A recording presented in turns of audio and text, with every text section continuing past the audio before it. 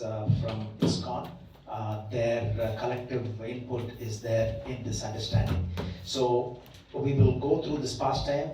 We pick different pastimes from Srimad Bhagavatam every month. We almost have it once a month or maximum once every 2 months. As you can see, this is the 49th month. So 12 months make a year, so we've been having it for several years.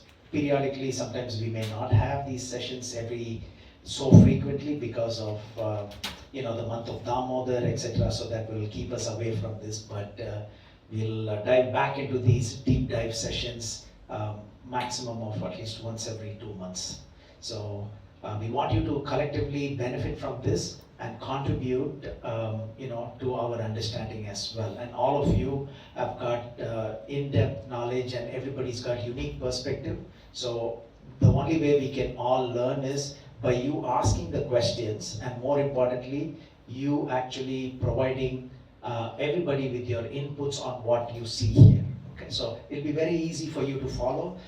That's why we have this audio-visual session, multimedia session, more than just giving a class, right? So you're all used to different devotees giving class. Like I also give a lot of classes, but there is something unique when you're able to use more of your sense organs, like the sense of touch when you're taking some notes, and also the sense of using your tongue as well to read some of these verses. Okay, so don't feel bad even if you're not perfect in your pronunciation. It's transliteration, it's not Sanskrit.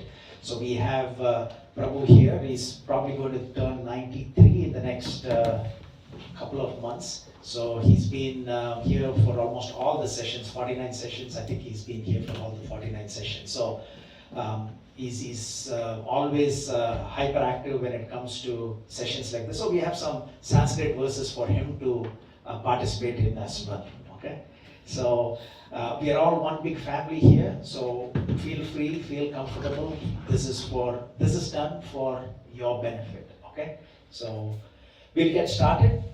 Hare Krishna, Krishna Krishna, Hare Hare, Hare Rama, Rama Rama, Hare Hare. Srila Prabhupada ki jai.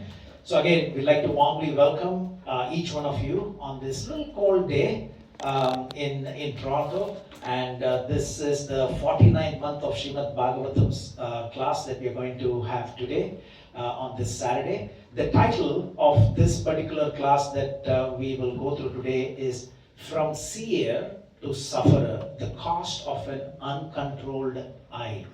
Okay? So you have some printouts in front of you, but we encourage you not to go through that, because this is for you to take home. Okay? So you will have the essence of what we are going to cover today. You will have this in the piece of paper or 3 or 4 pages that you have. Please take it home, but you don't need to refer to that. If you need a book, we will distribute a book for you to take some notes. So how many of you have some book for you to take notes? If you don't have, we'll be more than happy to distribute your personalized book and pen. Please take notes, nothing like that, right? Because don't depend on any of the printouts, nothing like you taking down the notes of what you think is important, which is going to be helpful to each one of you, okay?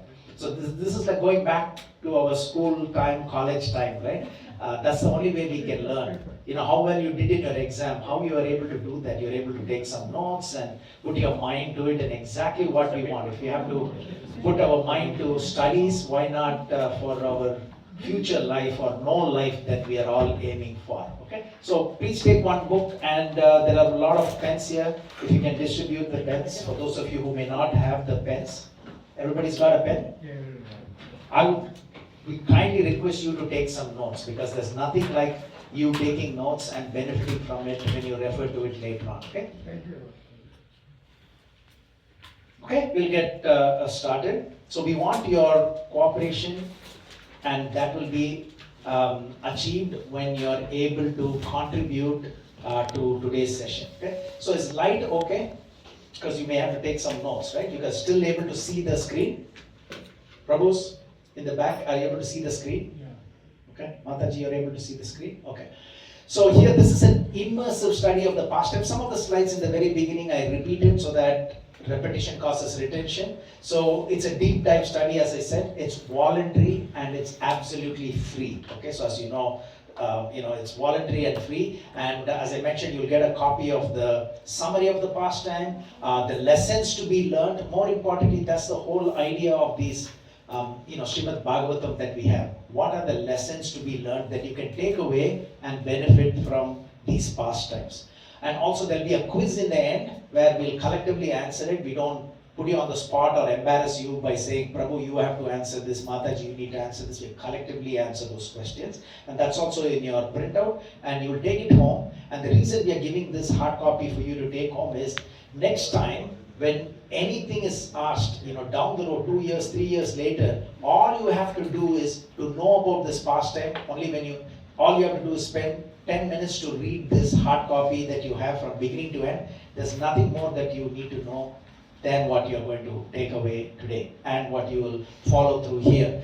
So it's as I mentioned, commentary by Srila Prabhupada and enriched by insights from various Acharya, Vishwanath Chakravarti Thakur, Baladev Vidyabhushan, and many other wonderful Acharyas, Brahma Madhva Gaudiya Vaishnava Sampradaya. Their purports and their insights are brought in here, and also from our contemporary Vaishnava teachers, and so that you get a well-rounded exploration of this pastime that we are covering. And what is your role and commitment, right? So we want you to give your attention. It's only for 2 hours that we will have these sessions. It's for your benefit and not for anyone else's benefit. So please stay focused and give us your attention and actively participate, because it's a collaborative learning experience. Okay, and it's for yours. Personal growth. We are all going to benefit together when we have sessions like this. And by the way, we don't have sessions like this across the world, right? In many centers, we don't have something like this. So you're fortunate, or we are all fortunate,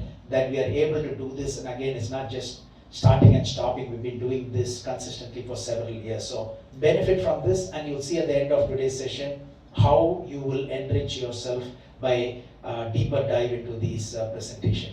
So as I always do, there are ample contents, includes much contents here, but I'll go through what is critical. But if you're a fast reader, go ahead and read, and every word is critical. And I will also have a lot of cross references to various other pastimes as well as we are going through this pastime, so that you get a well-rounded engagement into this pastime, as well as you'll get insights from other parts of the scriptures as well. And we'll do a nice recap in the end for clear registration of what we covered today. And also, there are many layers of wisdom to uncover in these divine pastimes. Okay, that's the beauty of Srimad Bhagavatam. So it takes about 80 to 100 hours to put together what you're going to collectively follow today. So please take notes, as I mentioned, that will really help you. And also lessons and application, real world spiritual lessons will be discussed, okay? And quiz in the end for retention and understanding. And these are gems and jewels from this pastimes have been mined with utmost dedication to for our understanding, okay? And we will have to internalize the lessons learned during this session. So from now on until about 6:30, we'll have to internalize what we learn for your benefit, for your family's benefit, and what you are going to go through in these deep dive sessions is that you may forget this after, let's say, maybe 6 months. But all you have to do is, because of your deep attention for the next 2 hours, it'll go deep into your consciousness. And all you have to do, pull it from your subconscious level after a few months, just by reading this hard copy. Okay? You will benefit immensely from that. Hare Krishna. Welcome.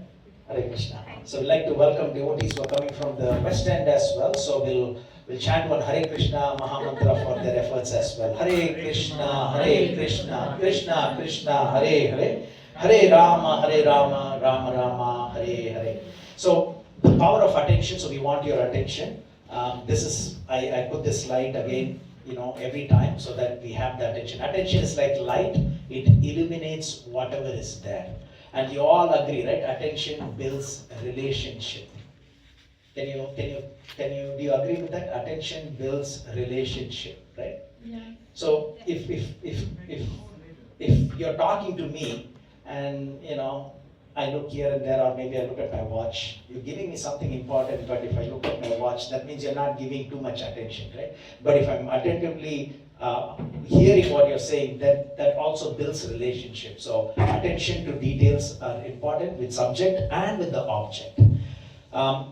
Is the foundation of learning, right? So if you don't understand, that means we are not paying attention. And also it enhances our memory when we are paying attention. All of us are here because we have done something in our life to come to Canada. If you're not born in Canada, you all came to Canada because you can contribute something to this country, and because of the attention that you had put in whatever field you are in, and you're continuing to do that. So it's also memory enhancement, and attention determines skills, right? If somebody is an artist, somebody is a sportsman, extraordinary sportsman, it's because they were paying attention to what they were doing. Right? So if you pay attention, you become an expert in anything. So we want you to be expert in today's session that we are dealing with. So one person is a straight, he can shoot straight, while other cannot because of the attention. The shooting championship, anything that you can think of, it's because of the attention. And from the simplest task to the most complex, the root cause of success or failure is often attention or lack of it. Okay? So as we welcome more devotees, Amal Thakur Prabhu and Mataji are coming. So thank you, Prabhu. Please come. And Prabhu is instrumental for printing all these copies. So all I have to do is send it to him, and Prabhu will print this very nicely. So you can thank Amal Thakur Prabhu later on. And Mataji for encouraging Prabhu to print all that as well. So welcome. Hare Krishna. Hare Krishna. So there are more spots here with table option and the hard copy that Prabhu has printed. Okay, so if you can just give some space, that'll be great. Okay, so just a quick recap, another 2 minutes, and then we can dive deep into this session. So these are all, we mentioned about 49 sessions. How do we know it's 49 sessions? Because we do track each one of those sessions, okay? So these are all, we started in 2015, and we're continuing, as I said, Hare Krishna Prabhu, please come. You have spots in the front as well. So these are all the topics. I'm not going to go through individually, but we covered Vritrasura pastime, Chitraketu, Daksha, Narayan Kavacha, Matsya pastime, Rishabdev, Bharata, Brigum, on and on, right? So whatever you're seeing today, the same level of intensity was there in all these sessions in the past few years as well. So you can see here Maharaj Katwanga, Narakasura pastime, and on, Rantideva, how Krishna retrieved Devaki's sons, marriage of Sukanya and Shayavana Muni. And here we are, 49th month, the downfall of Saubari Muni. It's because it was a very cryptic title that we had, Seer to Sufferer, right? So that's the title, and which actually encapsulates this wonderful pastime, downfall of Saubari Muni. And I also, you can make a note of it, right? So we have handed over the book to you with pen and paper. You can make a note of it, right? So that if you want to refresh your mind later on, you'll know, rather than searching a needle in a haystack. Srimad Bhagavatam has got 18,000 verses, many chapters, many cantos. So what we are going to cover today is everything that is referenced in Srimad Bhagavatam about Saubari Muni, and it's in 2 chapters. Srimad Bhagavatam, 9th canto, 6th chapter.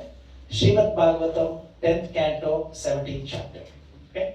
So I'm just referencing this so that you can also refresh your mind, along with this hard copy that each of you will get. And if you want to take something more for some of your friends or colleagues, please do so. Okay?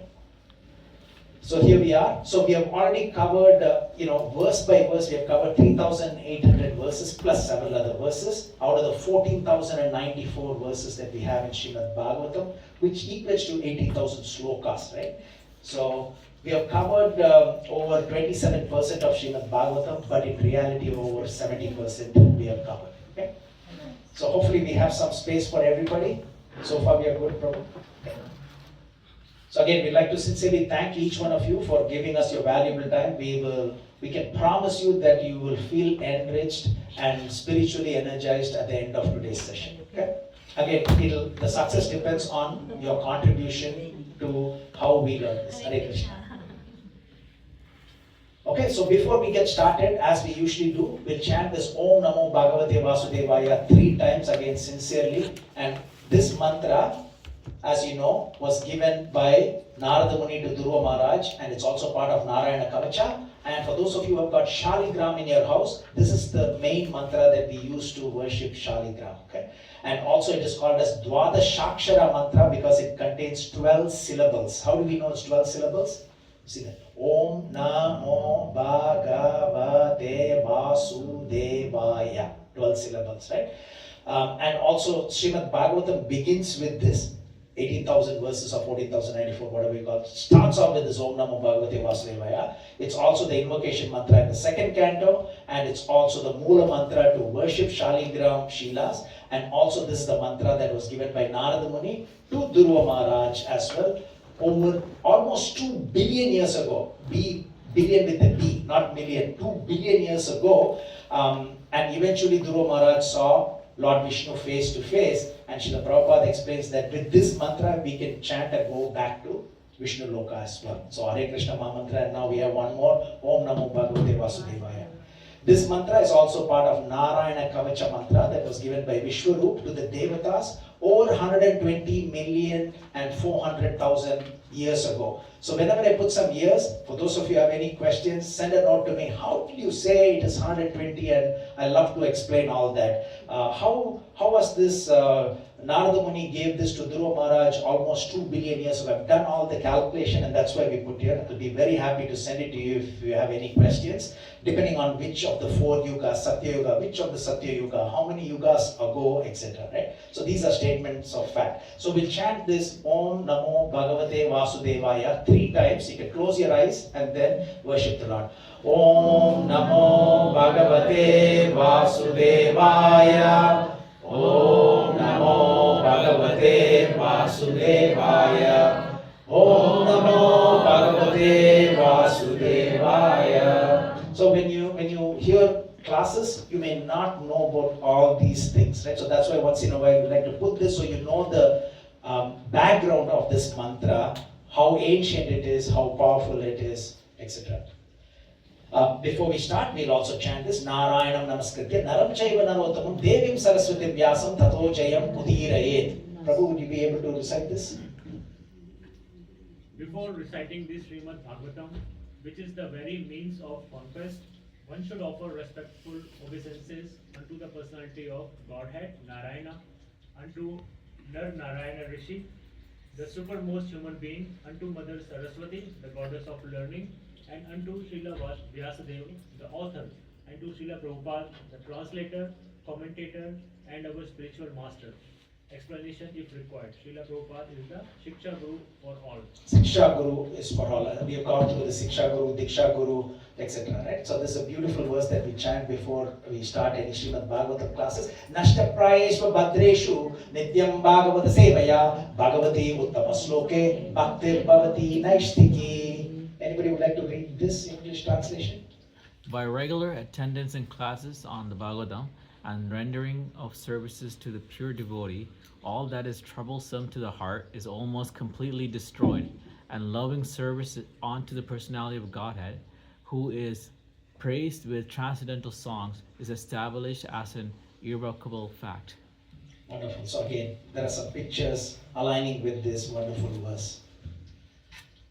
This is a favorite verse, one of the most important verses in Srimad Bhagavatam. Nigamakalpataror Galitam Param Sugamugamrita Drama Samyatam Pivata Bhagavatam Rasamalaya Muhurau Rasika Bhuvi Bhavukaha. Anyone else would like to read the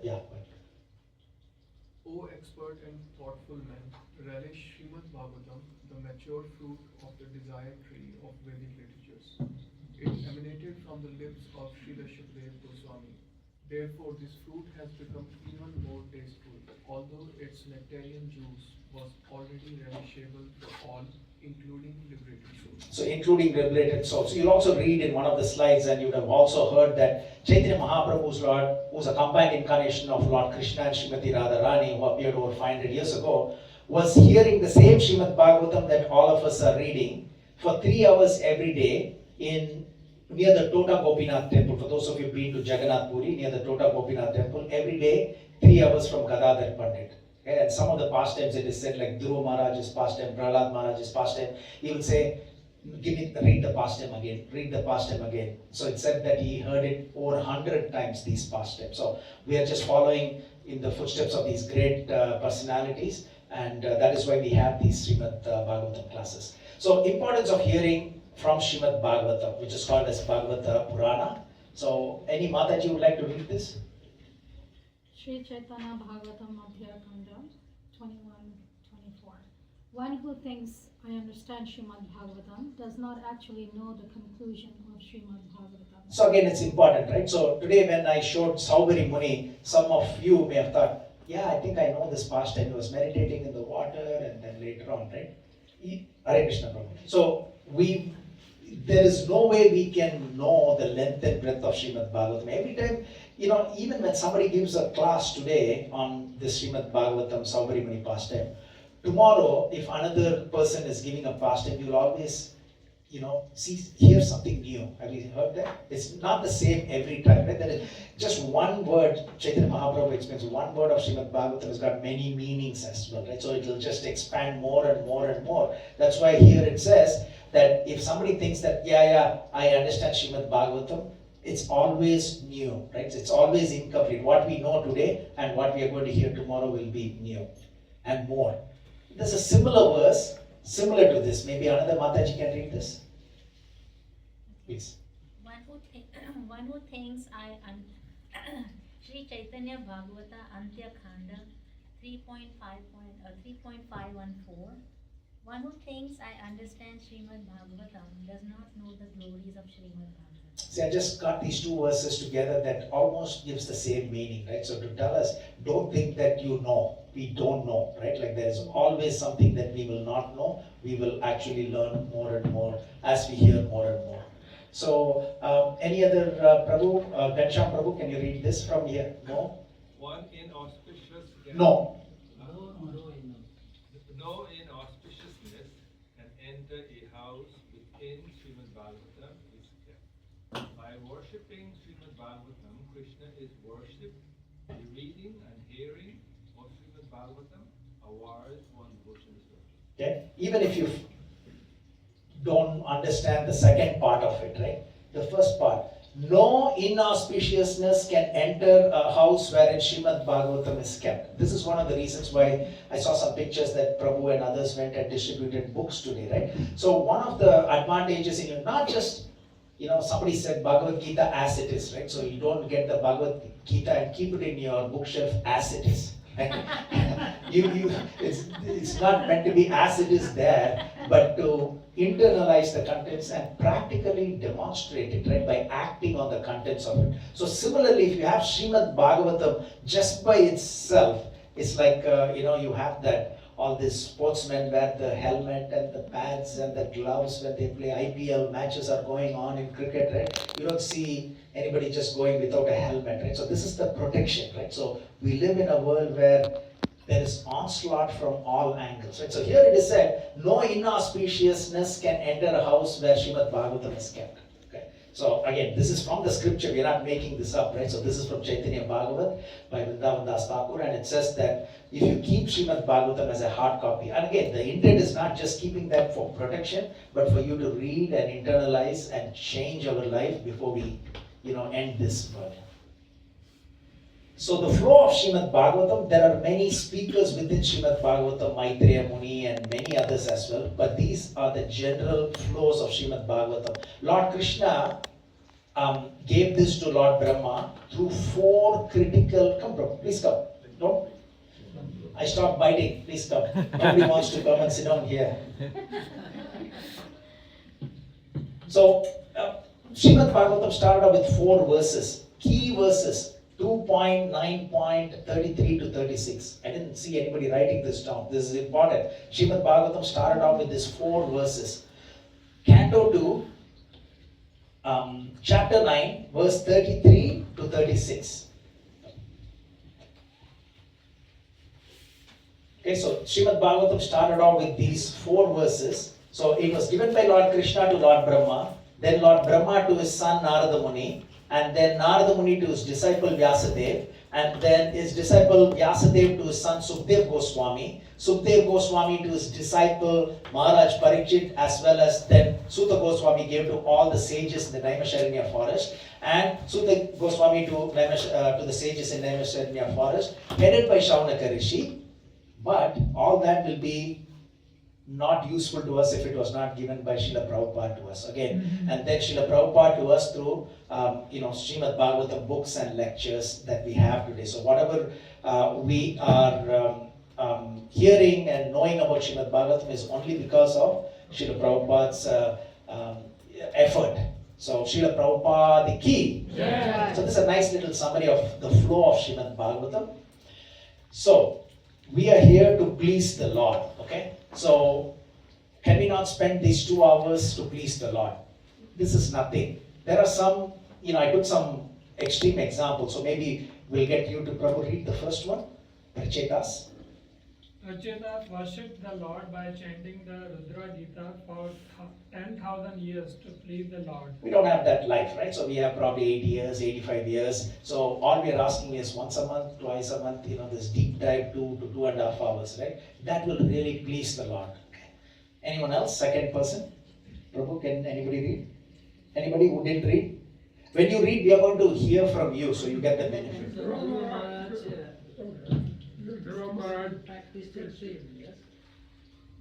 Okay, let's give Prabhu. Prabhu, go ahead. Maharaj practiced extreme austerities for 6 months to please the Lord. Wonderful. So 6 months, right? So we all know how he just ate grass and leaves for the first month. Second, little by little he was decreasing, and then in the 6 months just air, right? And then he stopped even breathing.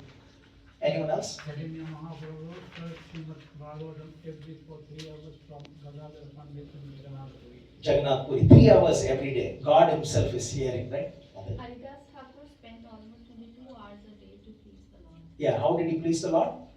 Chanting. Is by chanting, right? So he did various different ways of chanting the same mantra, of course, some of them in his mind, some of them very loudly, some of them a little softer, but he preached that we chant loudly because others also can benefit from it. Even worms and lizards will hear the holy names of the Lord. So that's what we ask. 2 to 2.5 hours is not a big undertaking. So thank you very much for spending your valuable time. Again, these are legends in this presentation. What is black text, purple text, red text, etc. Red text is commentaries by our acharyas. And this is the nomenclature that I use. SP means Srimad Bhagavatam, VCT means Vishwanath Chakravarti Thakur, but I'll go through it as we get to it. Okay. This is one of the best summaries that you can get. Okay, so you can take a picture of it if you didn't take a picture of it. So in Canto 1, there are 808 verses of Srimad Bhagavatam. It contains 6% of the whole of Srimad Bhagavatam. If you remember the incarnations, the main 22 incarnations of the God is there. Prayers by Queen Kunti. All these wonderful verses are there in Canto 1. Canto 2, 3% of Srimad Bhagavatam talks about the overview of incarnations of the Lord and their pastimes and using the senses in the services of the Lord, Brahma's meditation and the vision of Vaikuntha. So all that is part of 2nd canto. 3rd canto, mainly we know it is the pastimes of Lord Varahadev. If you think of big pastime, that's a major part of the 3rd canto, and marriage of Kardama Muni and Devahuti and Kapila's instructions. Many chapters as well. Canto 4, anybody off the top? You remember Dhruva Maharaj pastimes is there, Prachetas pastimes are there, all that is part of Canto 4. Canto 5, it's mainly Priyavrata and then Rishabdev's pastime, Bharat Maharaj pastime, Jada Bharat Maharaj's pastime, all of them are there in Canto 5. Canto 6, Ajamal's pastime, we covered that a few Srimad Bhagavatam sessions ago. Narayana Kavacha mantras are there, Rudrasura pastimes are there, and then the appearance of 49 Maruts are there. Canto 7, mainly Narasimhadev's pastime. I think Prabhu was mentioning as I was driving Prabhu. He was reading this again and again. So you have Narasimhadev's pastime, instructive story of King Soyagya by Hiranyakashipu, and Narada Muni's wonderful instructions to Yudhishthir is there. Canto 8, Gajendra's pastime, churning of the ocean of the milk, and then we also have Vamanadev's pastime, Matsyavatar pastime. Canto 9, you have many small stories and pastimes in Canto 9. So if you get a chance to read pastime in Canto 9, very beautiful pastimes. It contains 7% of Srimad Bhagavatam, Chayavana Muni, Ambarish, Saubari Muni's pastime, which we are covering today, descent of Ganges or Ganga, pastimes of Lord Ramachandra. Lord Ram's pastime is also there in the 9th canto of Srimad Bhagavatam, and then Parshuram's pastime, Yayati, Ranti Deva is there. Canto 10, everything about Lord Krishna is in Canto 10. His birth, his appearance, and everything else is in Canto 10. So I just put a nice summary here, right? So this is not from a web that I've taken, so please take a picture, you'll really benefit from it. It'll give you a nice summary of what is there in each canto. So Mathura to Gokul, Mathura and Gokul, Lord Krishna spent 3 years and 4 months. In Vrindavan, until 11 years, he was in Mathura, Gokul and Vrindavan area. In Mathura, he spent the next 18 years, from 11 years to 29 years. And in Guaranga, he spent 96 years. So 96 plus 18 plus 11 will give you how many? 125. Yeah, 125. Okay? And Canto 11, this is Maharaj Nimi meets the 9 Yogendras, and then the 24 Gurus, the song of Avanti Brahmana, and Lord Krishna instructs about the deity worship to Uddhava is there in the 11th canto. And the last canto, Canto 12, the symptoms of Kali Yuga, the 4 categories of universal destruction is there, and Markandeya Rishi's pastime is also there. Okay? So this is a nice little summary. It will give you a hint if you want to read. Oh, where is this Markandeya Rishi? I want to hear his pastime. You can open Canto 12. For those of you who may not have Srimad Bhagavatam, we encourage you to get Srimad Bhagavatam, but also there is an online free it's called Veda Base, VEDABAS. If you go to Google and type in Veda Base, you get all the books, Bhagavad Gita, Srimad Bhagavatam, etc. by Srila Prabhupada, which is available for free as well. So sometimes you're doing a search, you can go there and get what you want as well. Okay, so today what we are covering is from Canto 9, which is pastimes of Chayavana Muni. Okay, so this is the title. From seer, when you're seeing something, you become a sufferer sometimes. Seer to sufferer, the cost of an uncontrolled eye. So again, we have to be very careful what we read, what we see. When we are driving, I just came Markham, and then you see in the corner, there are some stores that are not very good, shops and stores. Have you seen that? I Yeah. make a left on Markham. Whatever is prohibited is there available nearby. So again, we got to be careful what we see, right? That's the whole intent of today's presentation. Okay, so this is the start of today's presentation. Okay, we encourage others also to read some of this. So it starts off with a king named Yuvanashva, and he was childless, and he had 100 wives. Again, in this day and age, one wife, one husband itself is very challenging. So at those times, he had 100 wives, and he didn't have a child from any of his 100 wives, and eventually he retired to the forest. He gave up on everything, and then he went to the forest. But in the forest, the kind-hearted sages were there, and they performed a fire sacrifice called Indra Yagya. Okay? So again, these are based on Vedas. Okay? It's not like Indra Yagya somewhere else, right? Everything is based on Vedas. And who gave the Vedas first? We'd like somebody to read this text in red. Maybe Prabhu. Vedas given by Lord Krishna to Lord Brahma. Srimad Bhagavatam 1.1. Just the English is good enough. Okay, it is he only who first imparted the Vedic knowledge unto the heart of Brahmaji, the original living being. So anytime you read anything about Vedic verses or Indra or Soma or Varuna, just understand this verse in Srimad Bhagavatam, which is the scripture that we are reading from. Vedas are given by Lord Krishna to Brahma, and from Brahma we got it. So whatever is there, Veda, when we talk about Indra or Chandra or Varuna, that's why Krishna also mentions in Bhagavad Gita, among the Devatas, I am Indra, I am Varuna, I am Kubera. So again, that's the understanding from this, okay? So the kind-hearted sages in the forest performed Indra Yajna so that the king can have a son. With 100 wives, he didn't have a son. But the power of the mantras from the Vedas that are given by Lord Krishna to Lord Brahma, let's see whether he got a son. So they were kind-hearted sages.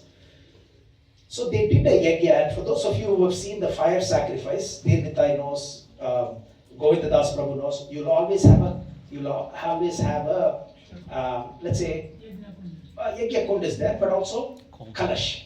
So you have a kalash, and you will have water in that, and you'll have kalasha dravyam in that, powdered camphor and many things, powdered cardamom, etc. Wonderful fragrance is there, and then it's imparted with a lot of these mantras, and then we sprinkle it all over the house and over the head of the devotees, etc. Right? So it produces amazing effect, takes away the sins, etc. So here, this kind-hearted sages did a fire sacrifice, and part of the fire sacrifice is, imparting the mantras into the water. And their intent was this water, pot of water or kalash water, to be given to the wife or wives, so they drink it, and then as a result of them drinking that water, they'll be able to deliver a child.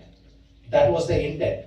But what happens is they did the yajna for all these wives, and this king suddenly becomes very thirsty in the night. So here, being thirsty one night, the king went into this area of sacrifice. When he saw all the brahmanas were lying down, in a way they were protecting the water in one way, he personally drank the sanctified water meant to be drunk by his wife. Okay? So yajnas performed by brahmanas according to Vedic ritualistic ceremonies are so potent that the sanctifying of water by Vedic mantra, which is called as punya vachanam, right? Invocation of auspiciousness, can bring about the desired result. In this instance, the brahmanas sanctify the water so that the king's wife might drink it in the yajna, but by providence, the king himself went there at night and being thirsty, drank the water. Now what happens? You become pregnant. Yes, believe it or not.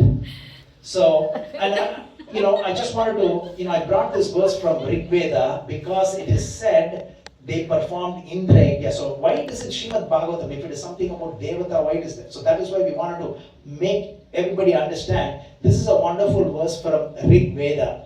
Would anybody be kind enough to read this? Just the English part of it. Go ahead. The real God is one. The enlightened ones speak of him in several ways.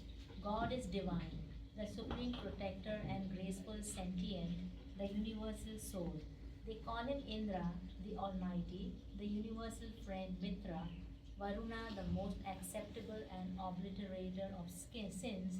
They describe him as Agnim, the supreme guide of the universe, Yamam, the controller of the universe, and Matarishvanam, the life of all lives. Continue.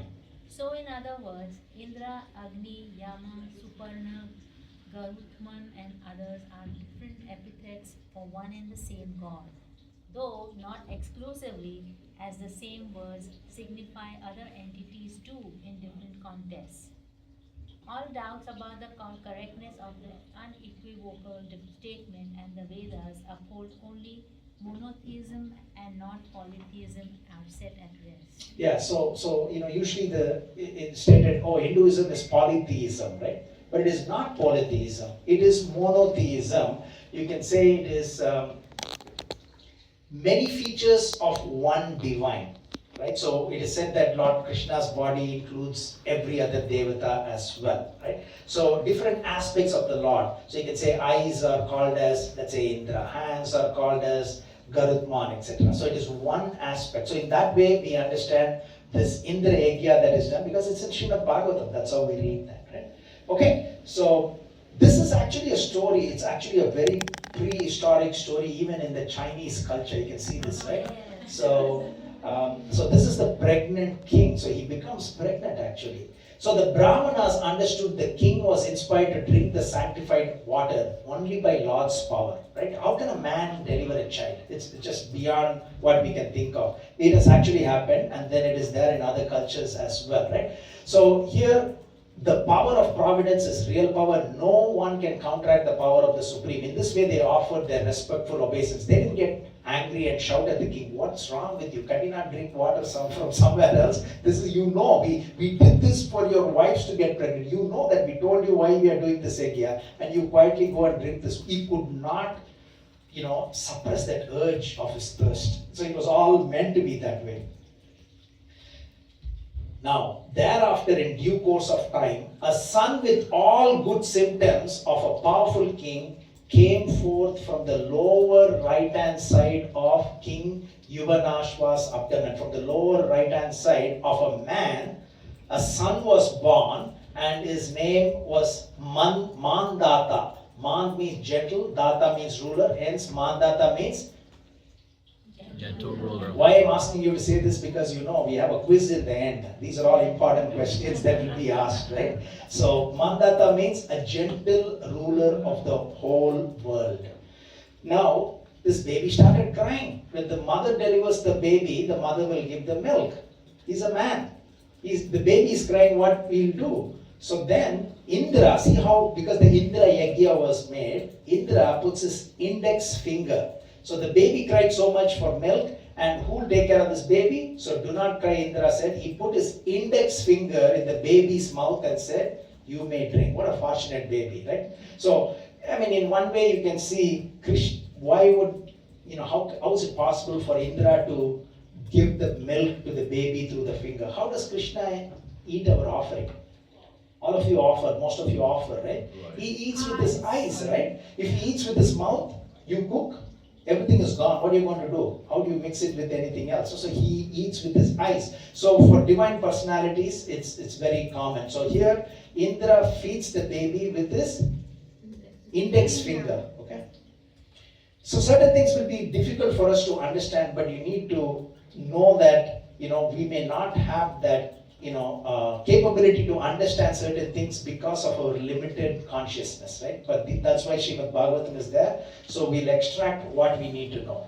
So Yuvanashva performed severe austerities and returned to the spiritual world. So who's Yuvanashva? The king. The king Who didn't have children. who didn't have children, who had 100 wives, and who went to the forest, and then he felt this preventable urge to drink, and then he drank. But eventually, after the son was born, and then he's being fed by Indra, and then what he has to do, so he did some fire sacrifices, and then he went back home, back to Godhead. Okay? Now, Mandata was given the name Prashadashyu by King Indra. King Indra is the mother in a way. The father gives, it's a very unique pastime, right? Father gives birth to a baby, and another man gives milk to the baby as well, which is Indra, right? So Indra gives him the name Prashadashyu, and the name and the meaning of Prashadashyu is giver of fear to Indra. So the previous one was what? Make a note of it. Gentle ruler of the world. Same person is called gentle ruler of the world, but he's also given the name, you are the giver of fear to the criminals as well. Okay? So he was ruling the entire world. Now, I would like maybe Prabhu will get the Sanskrit verse for you.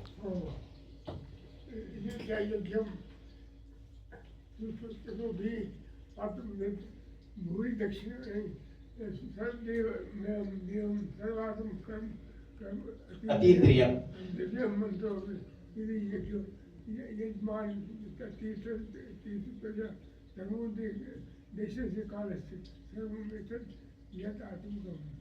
Okay, thank you, Prabhu. That and we'll get one Mataji to read the English translation. Yeah, go ahead. The Supreme Personality of Godhead. Little louder. The Supreme Personality of Godhead is not different from the auspicious aspects of great sacrifices, such as the ingredients of the sacrifice, the chanting of the Vedic hymns, the respective principles, the performer, the priest, the result of the sacrifice, the arena of the sacrifice, and the time of the sacrifice. Knowing the principles of self-realization, Mandhata worship that transcendently situated Supreme Soul, the personality of Godhead Lord Vishnu, who comprises all the demigods. He also gave immense charity to the Brahmanas, and thus he performed yajna to worship the Lord. Yeah, I just brought Prabhu's attention as well because, for those of you who do fire sacrifice, right? Many of you may be doing this. So the Supreme Personality of Godhead is non-different from various auspicious aspects of the great sacrifice. The ingredients of the sacrifice, the chanting of the Vedic mantras, the regulative principles, the performer, the yajamanas, the priest. It's not for somebody to get bloated, oh, we are also great. No. The fact is, the result of the sacrifice, the arena of the sacrifice where you are doing, and the time of the sacrifice, everything is God. You see, so it's an important, very important aspect, right? So he also gave immense charity to the Brahmana. So for, all of us have been blessed by the Supreme Lord to have enough money. Is that a fair statement? We may say we may not have enough, but is it a fair statement that millions of people will take our spot in a second? We can complain, but think of all the people who are suffering in many other countries as well. Ethiopia, it could be Somalia, and many places of India, or Guyana or Trinidad. In a split second, they will swap our location. If you say, oh, I feel bored in Canada, every day I have to go to work and this and that, they'll say, come, I'll take your spot, right? So we are always so fortunate. We always have enough to give to others. So money is like blood, it needs to keep flowing. The $20 bill that you have, how many times it have been passed by, many hands, etc. So if you hold on to the money, it is like blood clot. You'll have blood clot. It has to keep flowing. You can think of it in reality, the pot, there is a pot hanging in the wall, and you have water in that. You want to keep the water in, you want to keep your money always, oh, it's my money, I want to save it. Automatically there'll be holes in the pot, water will go this way. Suddenly car accident, insurance, you forgot to think, $10,000 gone. Somebody in different parts of the world, your relative, health issues, you are forced to give 10,000, right? So willingly when you give, it's better than forcibly taken away. So again, charity is such an important thing, and along with the yajna, so it's very important, okay? So can anybody read the English verse? The Brahmana said, Dear Lord, you are sacrificed. I pulled this from the 4th canto to bring the similarity. Remember, this is a similar verse to the previous verse, but this is from the 4th canto, sorry. No. Dear Lord, you are sacrificed, you are sacrifice personified, you are the offering of clarified butter, you are the fire, you are the chanting of Vedic hymns by which the sacrifice is conducted, you are the fuel, you are the flame, you are the Kusha grass, and you are the sacrificial pot, you are the priest who perform the yajna, you are the demigods headed by Indra, and you are the sacrificial animal. Everything that is sacrificed is you or your energy. See the similarity between the previous verse and this verse, so there's no difference. And for those of you who are thinking, what is the sacrificial animal? So this is not possible in this Kali Yuga, okay? So if you sacrifice an animal, the animal is dead. But in different yugas, when an old animal is sacrificed, which is no longer done anyway, the old animal discards the body and he gets a newer body, right? So you would have heard that, right? So this is a famous verse similar to this. I'm bringing the context here from Bhagavad Gita as well for those of you who distribute books. So when you're talking about this verse, you can always talk about, these are the corresponding verses. Brahmarpanam brahmaha ved brahmagnau brahmanautam Brahmaivatena gantavyam Brahma karma samadhina. A person who is fully absorbed in Krishna consciousness is sure to attain the spiritual kingdom because of his full contribution to spiritual activities, in which the consummation is absolute and that which is offered is of the same spiritual nature. So the ghee that is offered, the stick that is used to offer the ghee, the Agni, everything is non-different from the Supreme Personality of Godhead, right? So that's what is the similarity in all these verses. And even when you offer it to the Devatas, it goes to the Supreme Lord, right? So here, this is from the 5th canto. O fire God, you are part of the Supreme Personality of Godhead, Hari, and you carry to him all the offerings of sacrifice. Therefore, we request you to offer to the Supreme Personality of Godhead the yajnic ingredients we are offering to demigods, for the Lord is the real engine. Doesn't matter who you offer it to, it goes to the Supreme Personality of Godhead. And that we know from Bhagavad Gita 5.29. Bhoktaram yakyatapasam sarva loha maheshwaram. We can chant this together. Very important. All of you should know this. Bhoktaram yakyatapasam sarva loha maheshwaram sugridam sarva bhutanam gyatva mam shantim richati. A person in full consciousness of me, knowing me to be the ultimate beneficiary of all sacrifices and austerity. He is the ultimate enjoyer of, beneficiary of all the sacrifices and austerity. Even when you say Indraya Swaha, who does it go to? Krishna, right? So this is emphasis again and again. The Supreme Lord of all planets and devatas and the benefactor and well-wisher of all living entities attains peace from the pangs of material miseries. And again we are talking about yajna, because why we are talking about this? Because Mandata performed many fire sacrifices. And I put this because every time they ask, did Prabhupada sanction this? Prabhupada was always doing this for marriages, initiation, etc. Fire sacrifice, right? And these are all from Srimad Bhagavatam, Srimad Bhagavatam, Srimad Bhagavatam, Srimad Bhagavatam, Srimad Bhagavatam, Srimad Bhagavatam. So maybe we'll get somebody to read a couple of them. Maybe Prabhu, is anybody here for the very first time? I'd like to ask this again. Anybody here? Let's welcome Prabhu with Mataji was here. We already chanted Hare Krishna Mahamantra. What do we lose? Why don't we chant one more Hare Krishna to welcome them? Hare Krishna, Krishna Krishna, Hare Hare. Hare Rama, Rama Rama, Hare Hare. Thank you, Prabhu, for giving us your valuable time. We will collectively learn this pastime more by all of your contribution. Okay? So maybe, I hope I'm not putting you on the spot, will you be able to read the first three? No need to read the reference, but just the other parts. So, SB 9.1118, Lord Ramchandra performed uninterrupted fire yajna for 13,000 years. 13,000 years. Okay? SB 10.84.51, Vasudeva, father of Krishna, performed the sacrifices at Kurukshetra. Wonderful. So again, this is Vasudeva and Krishna is Vasudeva, right? So Vasudeva is the father of Krishna. Next one. Yeah, SB 10.89.163, Lord Krishna performed greatly potent fire sacrifices. Then SB 10.24, Govardhan Leela, pastime, Lord Krishna instructs Nanda Maharaj that fire sacrifice must be performed. 6.9, Prajapati Daksha, Vishwarupa and his father Swastha performed the fire sacrifices. Even in the higher planetary system.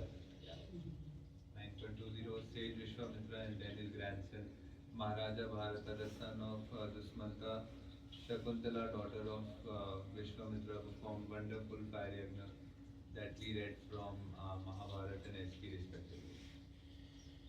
Srila Prabhupada did participate in fire yajnas during marriages, Upanayana, initiation, housewarming ceremonies, Garbhadam Samskara. Let's give Prabhu a nice round of applause. Nice job. Thank you. So again, this is just to give a well-rounded thing, So there should be no question about fire sacrifices, right? So I've compiled this from various, chapters and verses of Srimad Bhagavatam to show that it's one of the 9 forms of devotional service, right? How is it one of the 9 forms? But before that, Lord Krishna says fire. We're talking about fire sacrifice, right? Again, I've compiled this. Lord Krishna says 5 times in Bhagavad Gita that he's Agni, right? So when you do a fire sacrifice, what do you do? Put that in the Agni. 7.9, 9th chapter, 10th chapter, 11th chapter, Arjuna is telling that. 15th chapter again. Also twice in Srimad Bhagavatam, Lord Krishna says, I am Agni, the god of fire. Among things that purify, I am fire. Again, take a picture because you will not see it anywhere. It's just, these are things that we compile to get the... Oh, by the way, so I superimposed these two pictures just to show that this Agni, you see it's like Krishna playing a flute. Where did this happen? Right here. Yes. Right here we did this. So some Prabhu took this picture and he said, Prabhu, this looks like Krishna. Wow, what a lucky... so it comes. Maybe it was luck by fluke, whatever it is. Maybe we are always in, thinking of this, but you can't make this up. Right here, this is in Scarborough. Can you see the Prabhu? I think it's Ghanshyam Prabhu who's walking around. I'm not too sure. See the dhoti? I mean, leave this picture and this picture, but I put these two just to show the similarity, right? This is not a Photoshop picture. This is taken right here by one Prabhu. And it's not like he took millions of pictures and one was like this. He just took a couple of pictures and one of the pictures. So we get this many times, right? So again, Krishna says, I'm Agni, I'm Agni, I'm Agni. And this was from last year, right? Yeah. Okay. Why is fire sacrifice? What is fire sacrifice? Is that part of the 9 forms of devotional service? It's not directly mentioned, but indirectly. Because each one of them, Shravanam, who was the best person who got liberated by hearing? Maharaj Parikshit, 7 days, 7 nights. Who was the person who got, perfection by Kirtana, by chanting? Sukdev Goswami, because he narrated Srimad Bhagavatam. Vishnu Smaranam is Prahlad Maharaj, because always think of Vishnu when he's rolling over the thing, mountain, he's thinking of Govardhan hill, etc. Pada Sevanam, goddess of fortune. Archanam, before we get to Archanam. Vandanam, offering prayers, is Akrura. Dasyam, is servant, is Hanuman. Sakyam, is best friend, is Arjuna. Atma Nivedanam is Bali Maharaj. But Archanam, if you read the 4th canto of Srimad Bhagavatam, there is not even one example of Prithu Maharaj offering Archana. But the highest form of Archana is fire sacrifice. Right? So that's why Archanam, the personification of Archanam is Prithu Maharaj in the 4th canto, because he did 99 fire sacrifices. You remember? 99, that's why we say 99 is greater than 100, because he wanted to break this universal record that is owned by Indra, and Indra was jealous and he came and stole the horse a couple of times, if you remember. We covered this past time as well. So again, fire sacrifice, spending last 10 minutes or so in this fire sacrifice, because that's what Mandata did. And to make sure that we all know it is part of Srimad Bhagavatam, Krishna did it, Vasudev did it, and then we have so many, Lord Ramachandra did it uninterruptedly for how many years? 13,000. 13,000 years. Again, it's from Srimad Bhagavatam. That's why I put all the verse numbers, so you can make a note of it. Let me double check it, right? You can check it. Okay? So those are all AI generated images. I try to get the best of image corresponding to this, right? Because Krishna did all the sacrifice, fire sacrifice as well. So Agni carries our prayers upwards. The fire in the lamp carries up the prayers of the man to the sky by the flames which are like wings. It's a beautiful one, right? So the flames are like wings. When you offer your prayers, they take it up through these wings. It goes up through the flames of fire. And fire or Agni is the tongue of Lord Vishnu, according to Srimad Bhagavatam 3.14.9. Vishnu, whose tongue is the sacrificial fire. So that's why we say when you're offering anything into the fire, right? So Krishna is opening his mouth, and little baby Krishna also you can think, right? So he's opening his mouth. So always when you say Swaha, offer something. And for Matajis who may be cooking in your house, you're cooking for Krishna. That's also like a fire sacrifice, right? You're putting all the ingredients into a container which is on fire, right?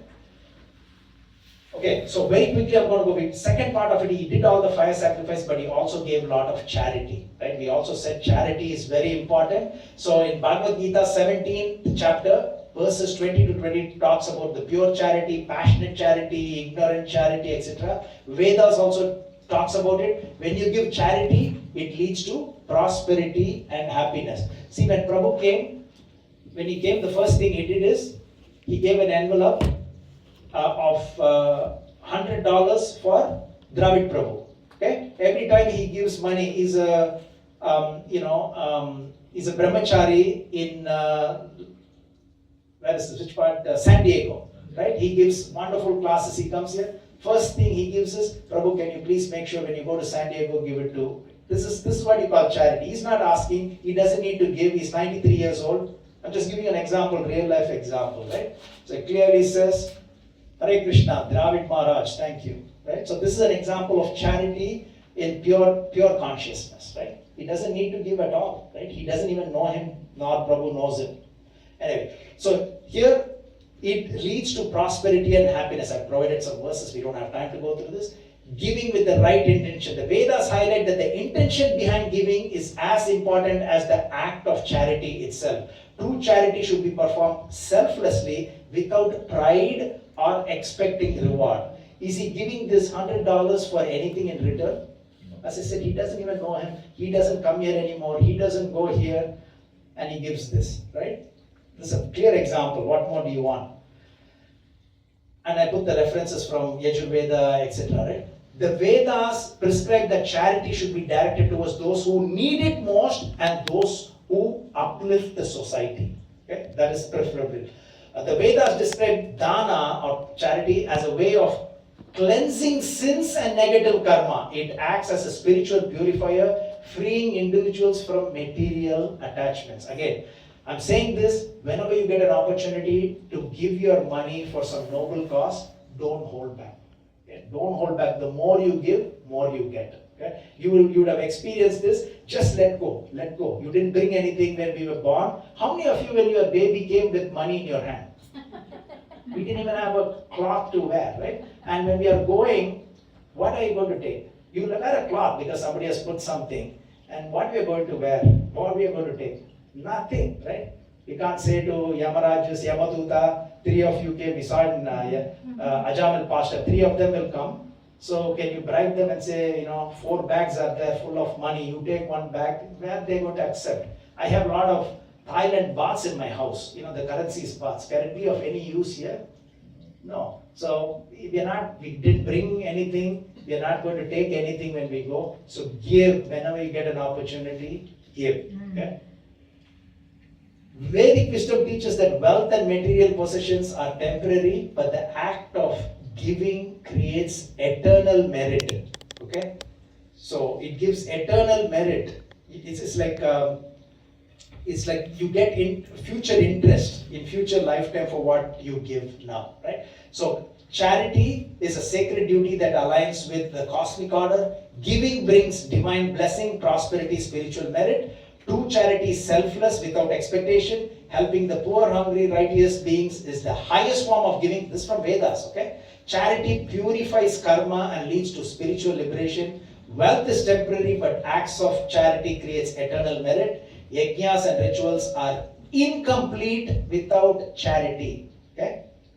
Prabhu, read this again. Last one. Dear Nitai Prabhu. I want to wake him up, okay?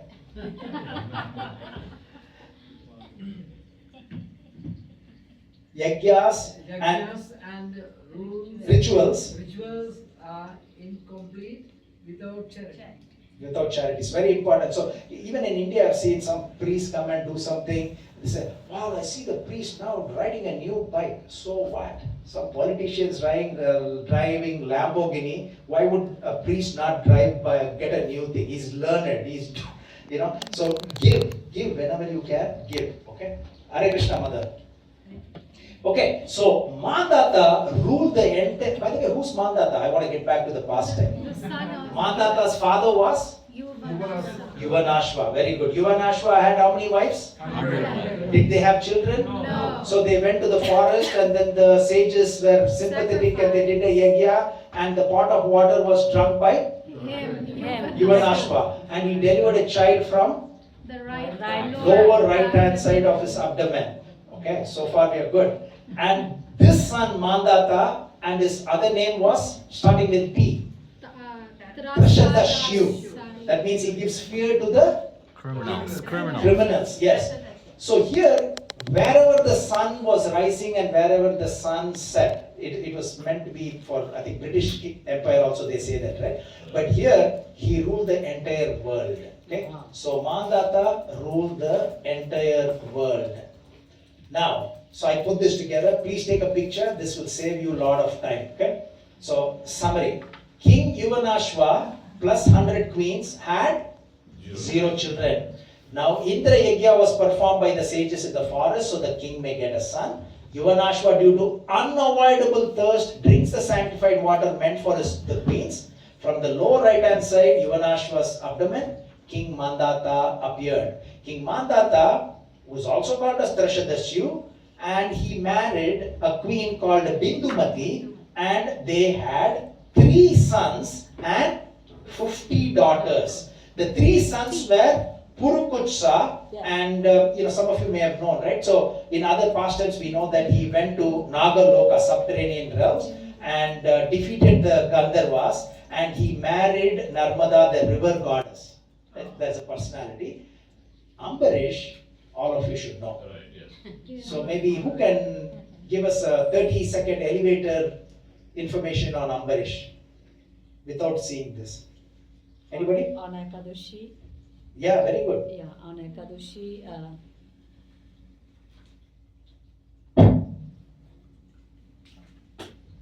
Probably you need something to drink? Some juice or something, tea? We are making some. Making something, so, okay, sorry. Yeah, Ambarish Maharaj was doing Ekadashi, and all of a sudden the Muni came. Any name of the Muni? Yeah. Durvasa. Muni. Yeah. With all his disciples, he came and then he said, wait, I'll go take bath and come. And the time was running out where you have to break the fast. And then it is said when you drink the water, it's like eating and not eating. So he did that because it was prescribed in the scripture. And then Durvasa Muni was so angry and he wanted to kill him, and he took the hair out, plucked his hair out. By the way, plucking the hair out, I always like to correlate. Is there any other pastime that somebody plucked the hair out and there was a demon? Durvasa Muni's pastime, yes. Any other pastime? Shiva. Beautiful. 4th canto. Yeah. He plucked the hair, and what is the name of the demon?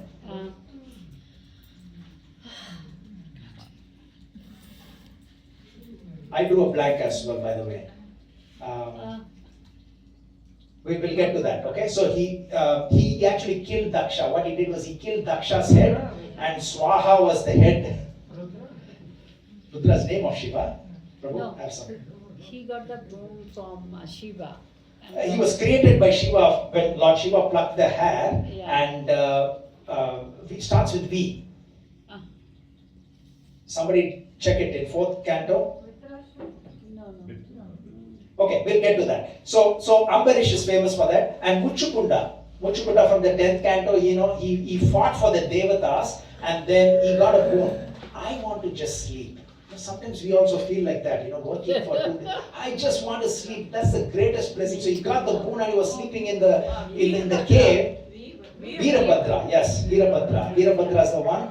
Lord Shiva plucked his hair, and then he created havoc in the fire sacrifice that was done by Daksha, because Daksha was the cause of Sati's death.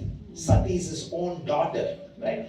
So anyway, beautiful pastime, we covered it here. So Veerabhadra went, and then usually you offer ghee, swaha, or havish, swaha. Here he just cut the head of Daksha, and he put the head swaha into the fire.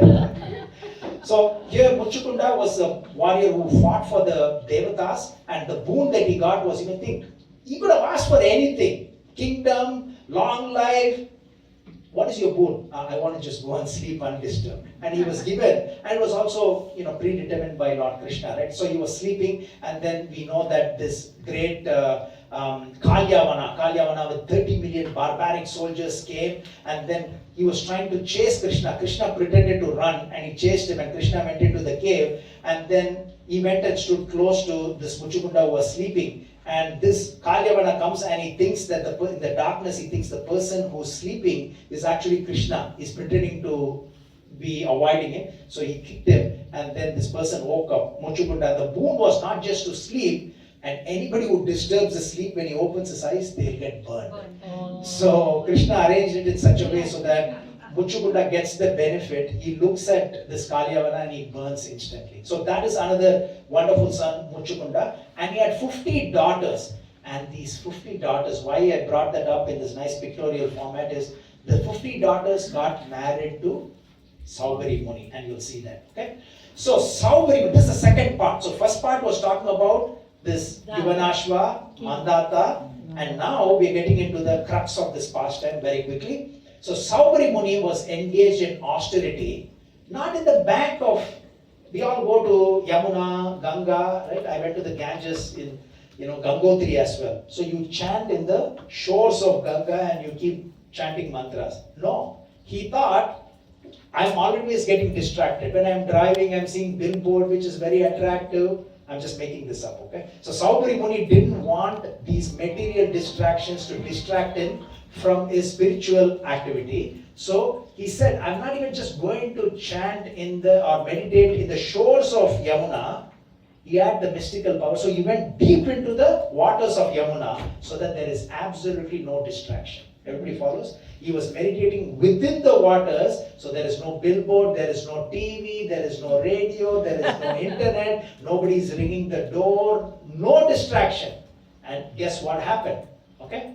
So, and I put some examples here. So he went there and he saw the fishes were engaged in some sexual affair. So the whole idea of him avoiding the world was to not get distracted, but he went and get distracted by that, right? So I just brought these two verses because it's not very unique. Some great personalities live under the water, right? So here, Revata constructed Kushasthali within the depths of ocean, and actually Revati, who's the wife of Balaram, actually she was also living within this ocean.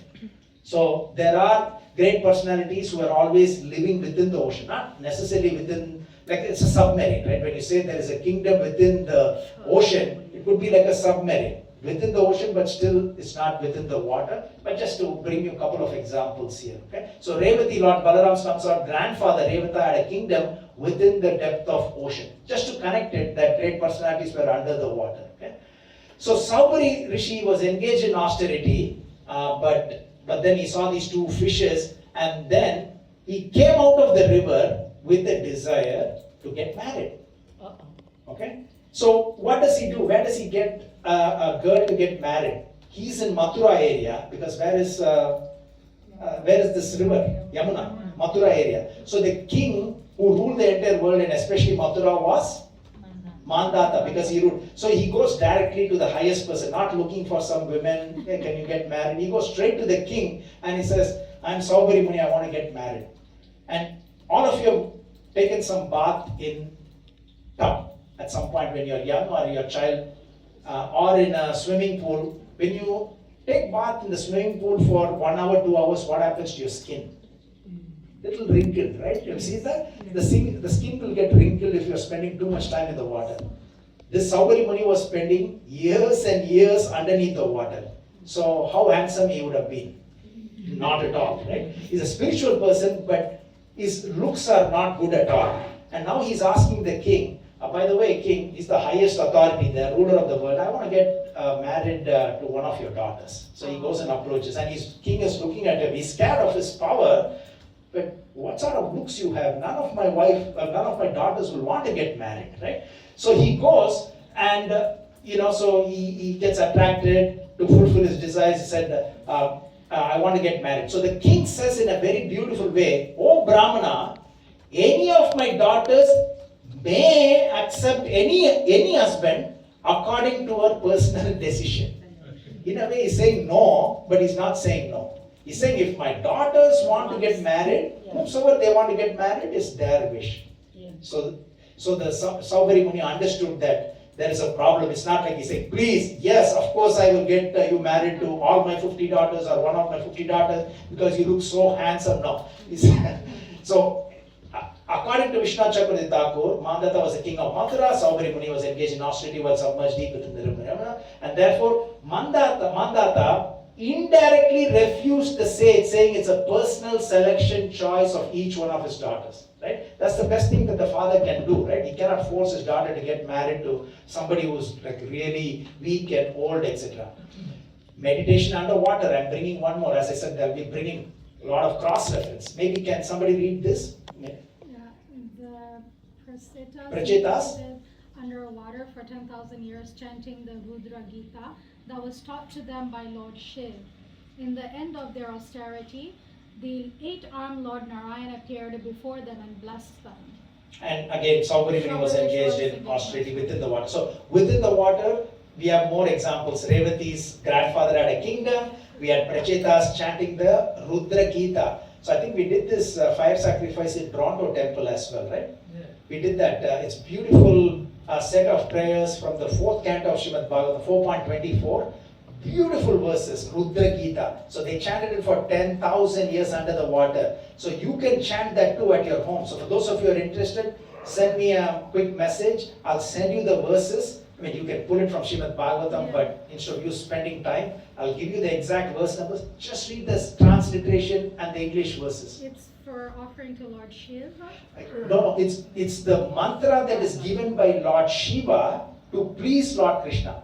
Oh. So it's called Rudra Gita because it's given by Rudra to Prachetas to please Lord Krishna. Okay? Yeah, somebody asked me, Prabhu, do we have to do this Rudra Gita? Yeah, it is for Lord Krishna. Right? So they need to know. It's the 4.24. It's one of the greatest mantras to Lord Krishna given by Lord Shiva to Prachetas. Who are Prachetas? The sons of Prachinabari. Right? So we'll get into that pastime later on. But so this is again AI generated image. This is the best that I can get. Right? He's chanting, you have this tortoise and you have this fishes, right? So even this you can say is a little handsome, but in reality he was not, right? So that's why the king said it's up to my daughters. If anybody wants to get married, he can get married. So you'll not see this picture in the web because I sort of worked with ChatGPT to make it better and better and better to get this. But we get the idea, right? He's chanting within the waters of Yamuna. Okay, Bhakti Vinod. So because of his eyes, the problem, not to say that when somebody gets married, all of us are married or most of us are married, we will get married, right?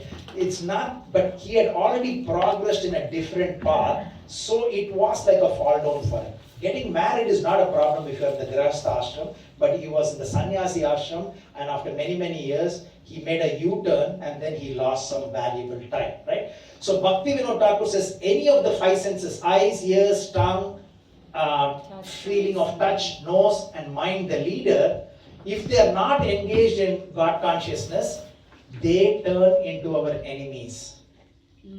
Okay, you all agree, right? Yeah. Even when we are hearing in a class, when our eyes are attracted to something that should not be going there, then that will drag us and take us, right? So all the senses being in unison is very important. And I extracted this 5 out of 24 gurus in the slide that I showed you, Canto 1, Canto 2, up to Canto 12. If you remember in Canto 11, there were 24 gurus. Again, the importance of using our senses properly. Okay, everybody follows so far? Yes. So, the moth, destruction due to the eyes. Have you seen the moth? If you have a candle here in the night, switch off all the light. Unfortunately, the moth will come at full speed and get engulfed. Self-immolation like Sati. It will die. Okay, moth because of uncontrollable eyes. Honeybee, destruction due to the sense of smell. You know, because of the sense of smell, it gets trapped in a flower, and in the evening, some of these flowers close the petals, crushed to death. Okay. Again, importance of sense of smell. Fish, destruction due to the sense of tongue. Right? They just see the beautiful thing that is covering the bait, shark bait. Right? They don't see the actual death that is there. Right? So again. Importance of controlling the tongue, chanting and eating prasad, etc.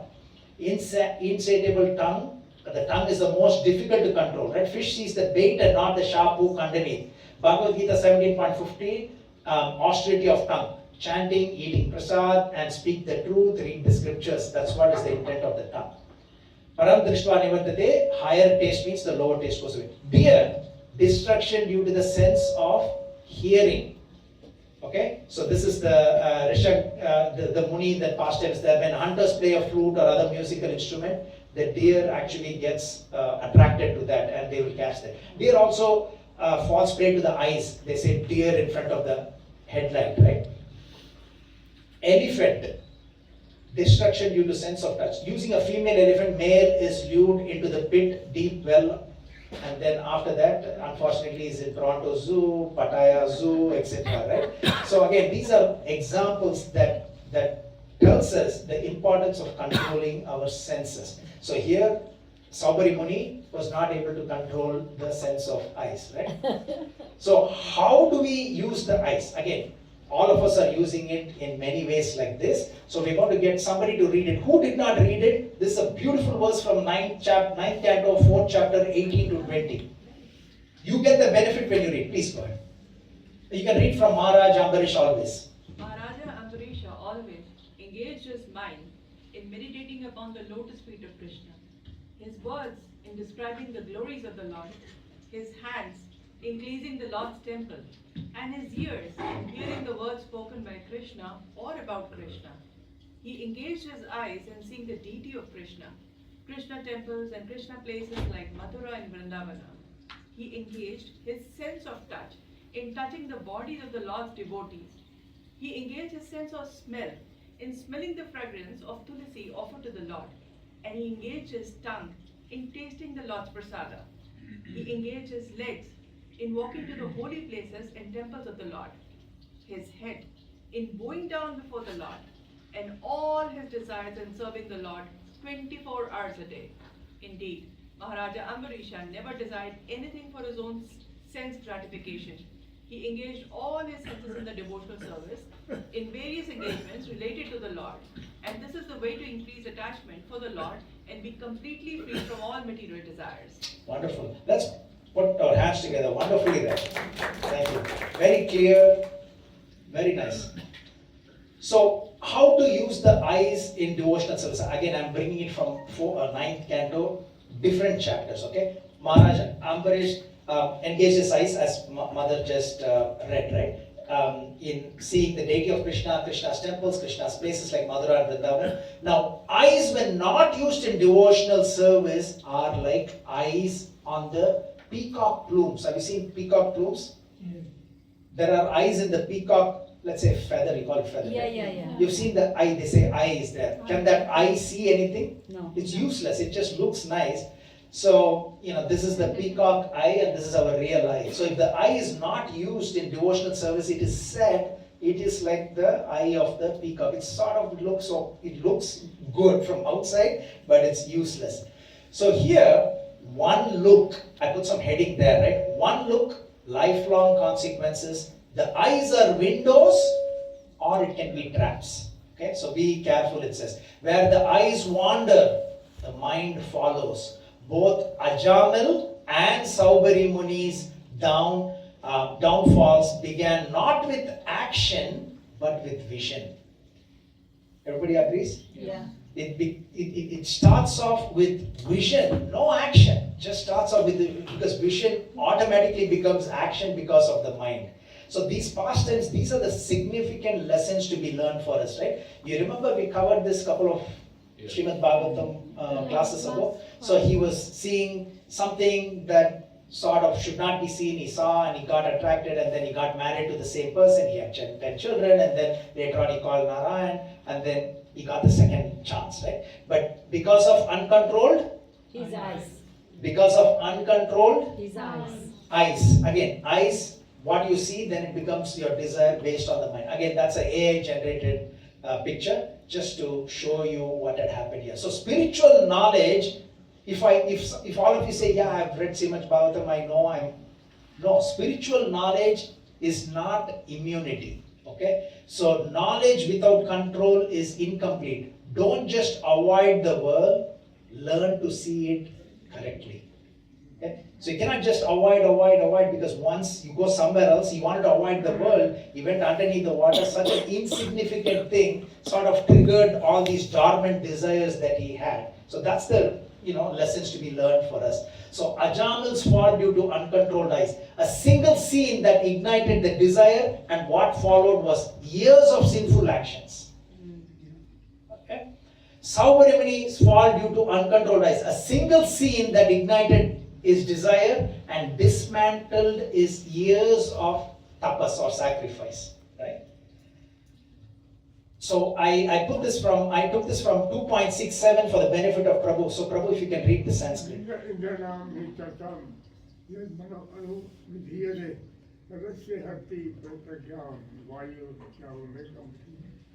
So as a strong wind sweeps away a boat on the water, even one of the roaming senses on which the mind focuses on can carry away a man's intelligence. So same thing happened to Ajamil. One of the uncontrolled senses, which uncontrolled sense? Organ? Eye.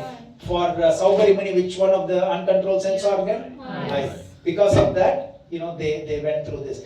Now, but even our sense of, the question is, how can our senses be purified? How can our senses be purified? So Prabhu, can you read this? This is a beautiful verse. Sarvopadi vinirmuktam tatparatveന nirmanam rishikena rishikesha sevanam bhaktiruchyate. Prabhu, can you? One of you. Yeah. English. Bhakti or devotional service means engaging all our senses in the service of the Lord, the Supreme Personality of Godhead, the Master of all the senses.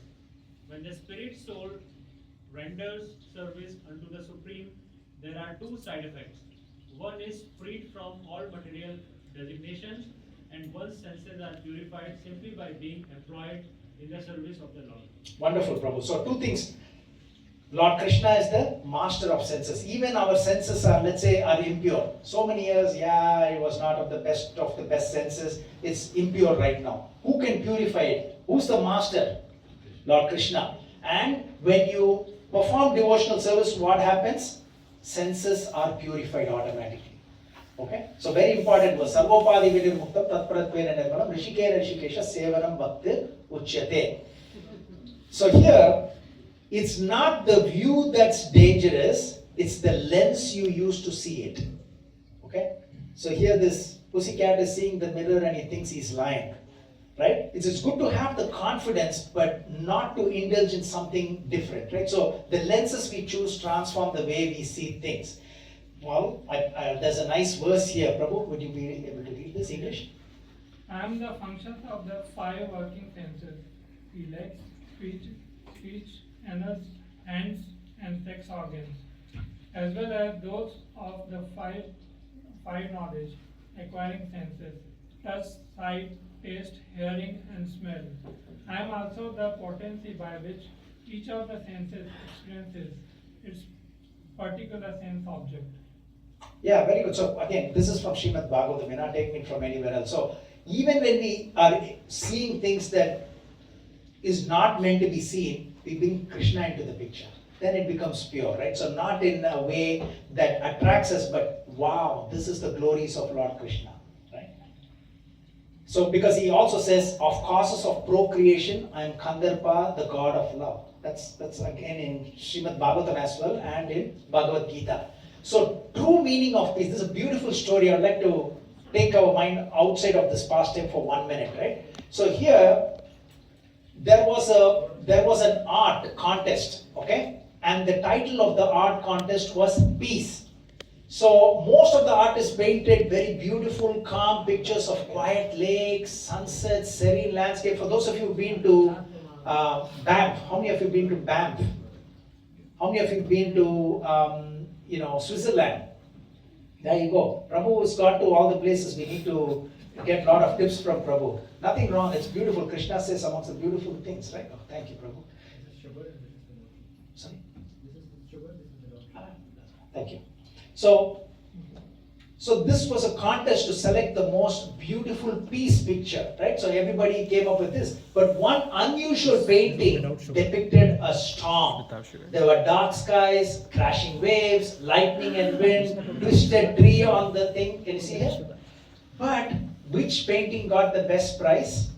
Not the Banff picture, but it was this unusual painting depicted a storm, dark skies, crashing waves, etc. Why? At first it looked anything but peaceful, but in a small hole there, a mother bird sat in her nest, calmly protecting her chicks, completely at peace despite the chaos here. Can you see this? Lot of everything happening, but mother bird is feeding the child there. That painting one, because peace is not the absence of trouble, but calm in the midst of it. So, if Saubhari Muni was probably in his own place, he may have saved himself, but he thought he wants to avoid everything, and he went to beneath the Yamuna, and then he had to still fall. So we don't need to think that where we are is not the best place, we have to go somewhere else. This is a beautiful example. Everybody follows this? Yes. Okay? So this is a true meaning of peace. This is a nice little story. So peace is not the absence of trouble, but calm in the midst of it. Okay? So the 11th Guru, so we already talked about, right, the moth, weakness, if you keep a candle, everything. Arjuna tells Krishna as well, I see all the people rushing full speed into your mouths as moths dash to the destruction in the blazing fire. And our eyes are attracted to material beauty and lead us into destruction, attracted by something or by someone. The soul is lost in the fire of sense gratification, falling into the deep well of material existence. So always remember, this whole pastime is about controlling the eyes, and moth is our guru because he cannot control. So we learn what to do as well. Not only what to do, what not to do as well. Right? So Srimad Bhagavatam teaches us both. So this is a nice little story of a moth who fell in love with the stars. So even though we may be attracted to many things, so here this moth said, I'm in love with the stars. He's attracted to the light of the stars, okay, or the light of the sun. So this moth can go only a few kilometers, right? If I keep a candle here, it can come. Can the moth go to the sun? No, but his aim was so high. I'm attracted to the stars, that he wants to go to the light of the stars. So all his friends and relatives mocked at him, saying, you're very unrealistic, and focus on something that is local, attainable goal, a street lamp, a candle, or a bulb. You have to die actually, right? And then, but our moth was steady, focused on high aims and ambitious goal. While his friends and relatives burnt into a charred bits of ashes in sidewalks and floors, our moth enjoyed a long and happy and healthy life because his aim was unattainable, but his aim was the stars, which is so far, right? So, high ambitious goal can actually keep us safe and sane. If our only aim is sense gratification, only aim, not to say that we should not have, because we are in this material world, let's be realistic. If our only aim is sense gratification and economic development, then we are like the regular moths, fatally attracted to burning fire of material existence. If our aim is distant spiritual world, it keeps us away from material troubles. But even though spiritual world looks far away, dream, but by the mercy of the Lord and Srila Prabhupada, it will be possible. Okay? So nice little story about that. So the king, knowing the power of the rishi, did not refuse the request, but said, yeah, it's up to my daughters. Okay. And what does Saubhari Muni do? He himself realizes, I don't think so there was any mirror those days to see his picture, or and then, oh yeah, I'm looking so old. But they are great sages, they know what it is, right? So what he does is, he knows that he's so feeble and old, hair has become grey, skin is slack, my head is always trembling, the head is shaking, he's so old, right? But I'm a yogi, therefore women will not like me. Since the king has rejected me, I shall reform my body in such a way to be desirable even to celestial women. What to speak of the daughters of the worldly king? I have the power. He's saying I have the power of mantras. I can chant and I can get whatever I want. Even he can get any women that he wants, but he wants to be so handsome so that he'll be attracted by any women, any 50 of these. Yeah, this picture seems more like it at least, right? So even after, I mentioned this, right? For swimming for a few hours, skin looks wrinkled, what to speak of under the water, right? So he decided to go to Yamuna river to meditate in the first place so that he can avoid material distractions. However, even under the water, he was fatally attracted due to uncontrolled eyes and fell deep into the trap of which he originally wanted to avoid. Right? He originally wanted to avoid this, but he fell trapped even in those depths of the water. So using his mystic powers, he had gained through prolonged severe austerities, and he was an expert in chanting the mantras. he became so handsome and beautiful that all the 50 daughters wanted to get married. They were fighting to get married. So see the power of this sage due to his austerities and chanting of the mantra. He was only one, but all 50 accepted him as their husband. Wow. So he went from monkhood to polygamy, getting married to multiple women, going to the extent of marrying all the 50 princes. Now I'm bringing one more pastime here. You remember 9.3 marriage of Sukanya and Chayavana Muni? So there also, to give you a context, right?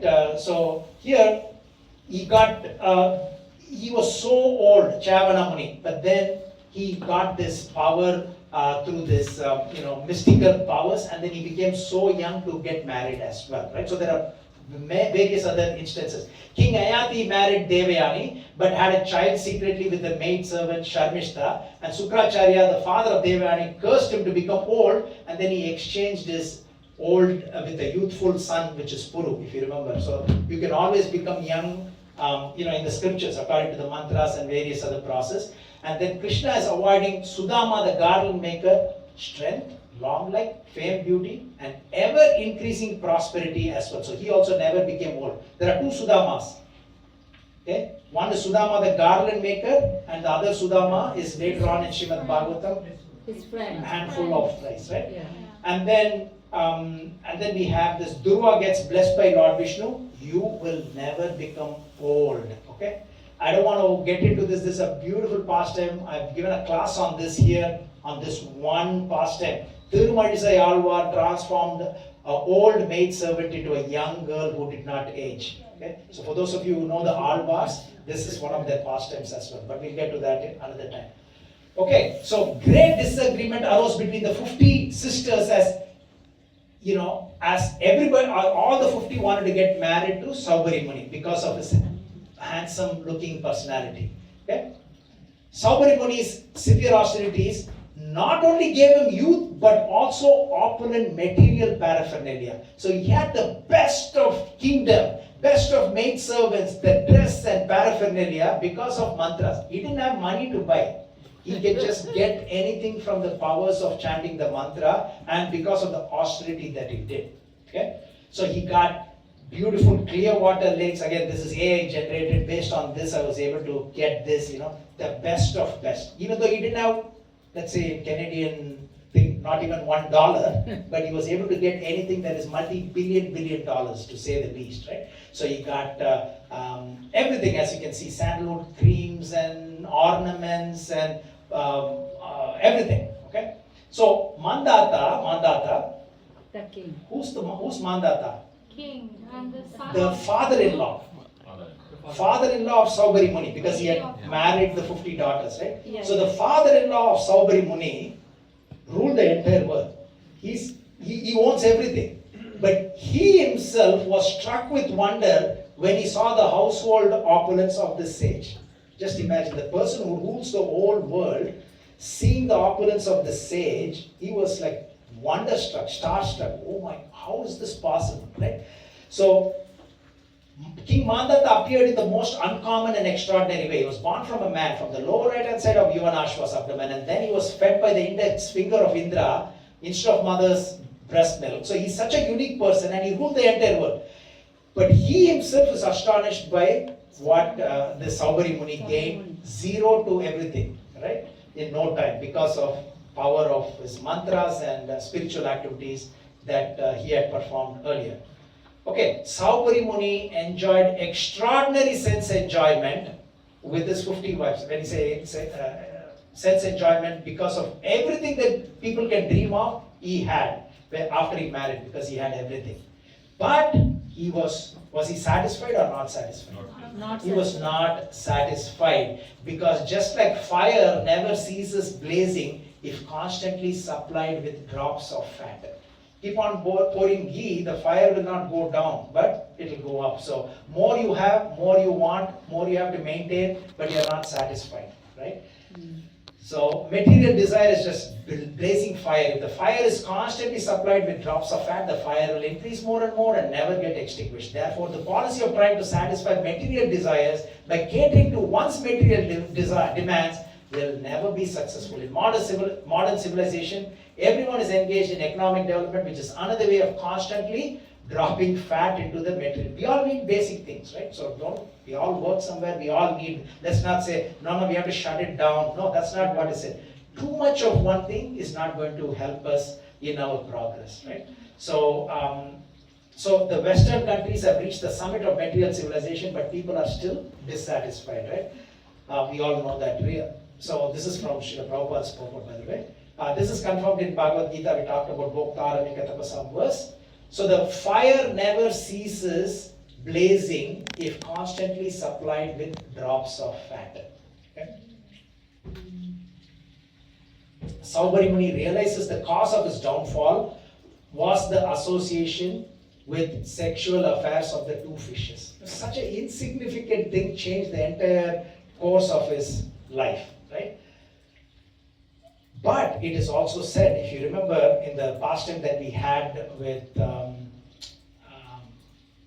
when did we cover this? I think 2 pastimes ago we covered this, right? Where we talked about, which pastime was that? No, before Ajamil. That was from the 10th canto. But anyway, so here, this was the Vaishnava aparadh that he had committed, right? So that was the reason, if you remember. So I think I have it in the next slide here.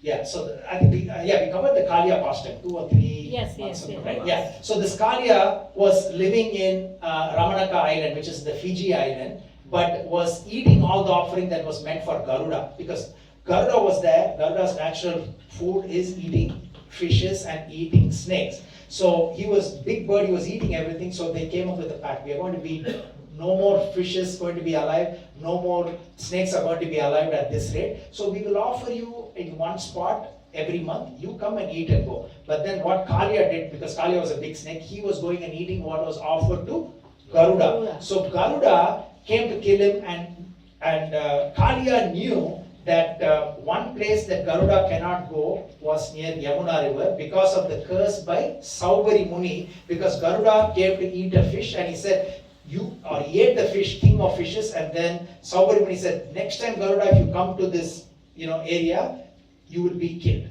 So therefore Garuda avoided that, and then Kaliya knew that, so Kaliya went there and then he poisoned the lake, Yamuna river, etc. Right? So our acharyas explain Saubhari Muni's downfall, one of the reasons is because of the Vaishnava aparadh that he did against Garuda.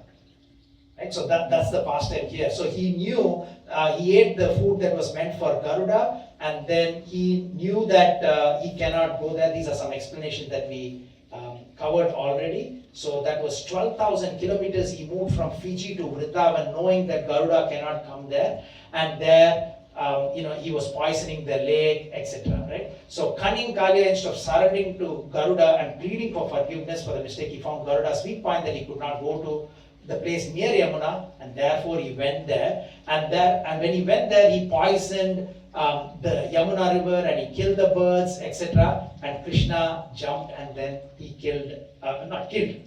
he was chased. He was chased back to Fiji Island eventually, right? So he got a second chance. Usually the demons get killed, but here, because of the prayers by Nagapatnis, the wives of Kaliya, Krishna felt mercy, and then he sent him away back to where he came from. So our Acharya, why I bring this up is because our Acharya has explained that was a Vaishnava aparadh that made him look at that, right? So when you're in the deep waters, those two fishes may have been behind him, he may not have seen it, but it had to come to his vision because of the Vaishnava aparadh that he made, and then he fell down, but he also got a second chance, right? So you will see that, okay?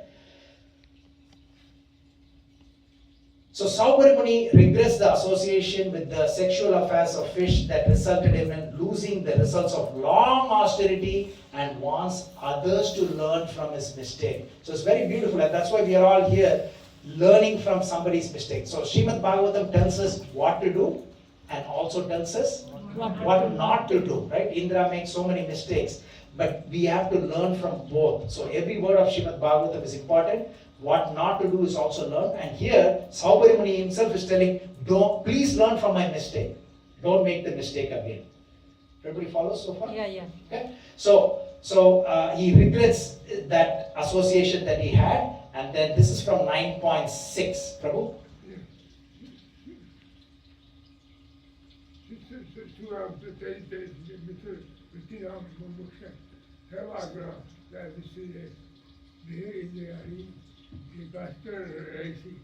Chittam Ananda Ishe.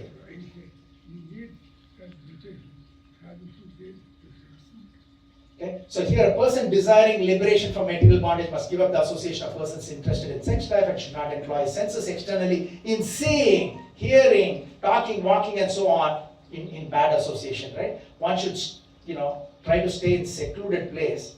Probably Saubhari Muni did that and still fell in, right? It was a secluded place, right? Completely fixing his mind, etc. Right? So these are many verses as well. So here, this is also one more beautiful verse. Alas, for a person seriously desiring to cross the material ocean and engage in the transcendental loving service of the Lord, without material motives, seeing the materialists engaged in the sense gratification, and seeing a woman who is similarly interested in more abominable than drinking poison willingly. So, beautiful verses. So here, Saubhari Muni realizes there is no end to material desires for engagement, even after getting 5,000 sons. That means 100 sons from each one of the 50 wives. So he had 5,000 sons, and of course the greatest palace that anybody can even imagine. Still he was not happy, right? So what we may think that if you get that Lamborghini, if I only get that Lamborghini car.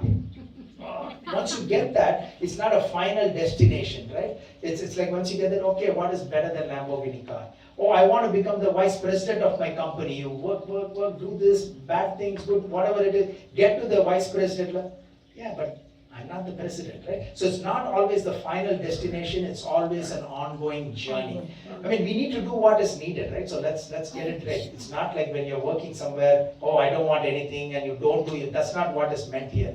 But excessive engagement in something will always derail us in material life, and we'll never get satisfaction. Even what we are aiming for is achieved. Now you tell me, how many of you would have thought if you migrated from India, if only I get a house, you work, you get there, so what? Now I need to work for this, right? So it's always a moving target. It's not the same. So Saubhari Muni finally accepted Vanaprastha and goes to the forest along with his 50 wives. He said, like his father-in-law or great father-in-law, right? What do you say? Mandata's father. He's the one who went to the forest with 100 wives. Now, so what is the relationship of Yuvanashva and Saubhari Muni? So Yuvanashva's son is Mandata, and Mandata's son-in-law is Saubhari Muni. So what is Saubhari Muni's relationship to Yuvanashva? Great father-in-law. Father-in-law's father. So what is that? Grandfather-in-law. So grandfather-in-law. So he follows the footsteps of his great-grandfather-in-law, and he goes with his 50 wives, whereas his great-grandfather-in-law went with 100 wives, right? So he goes there. He went there. So he detached his senses, spiritual power, etc. So Vanaprastha means forest. Vana means forest. Prastha means departure or journey, going towards the forest. Right? So it means detachment, preparation for spiritual liberation. I put series of verses from the 5th canto, but we are just going to read one, keeping time in mind. Who has not read, who would like to read the English translation? Anybody from the back who can read? Prabhu, why don't you go ahead? Yes. Okay. Lord Vishwadeva told his sons, my dear boys, of all the living entities who have accepted material bodies in this world, one who has been awarded this human form should not work hard day and night simply for sense gratification, which is available even for dogs and for hogs that eat food. One should engage in penance and austerity to attain the divine position of devotional service.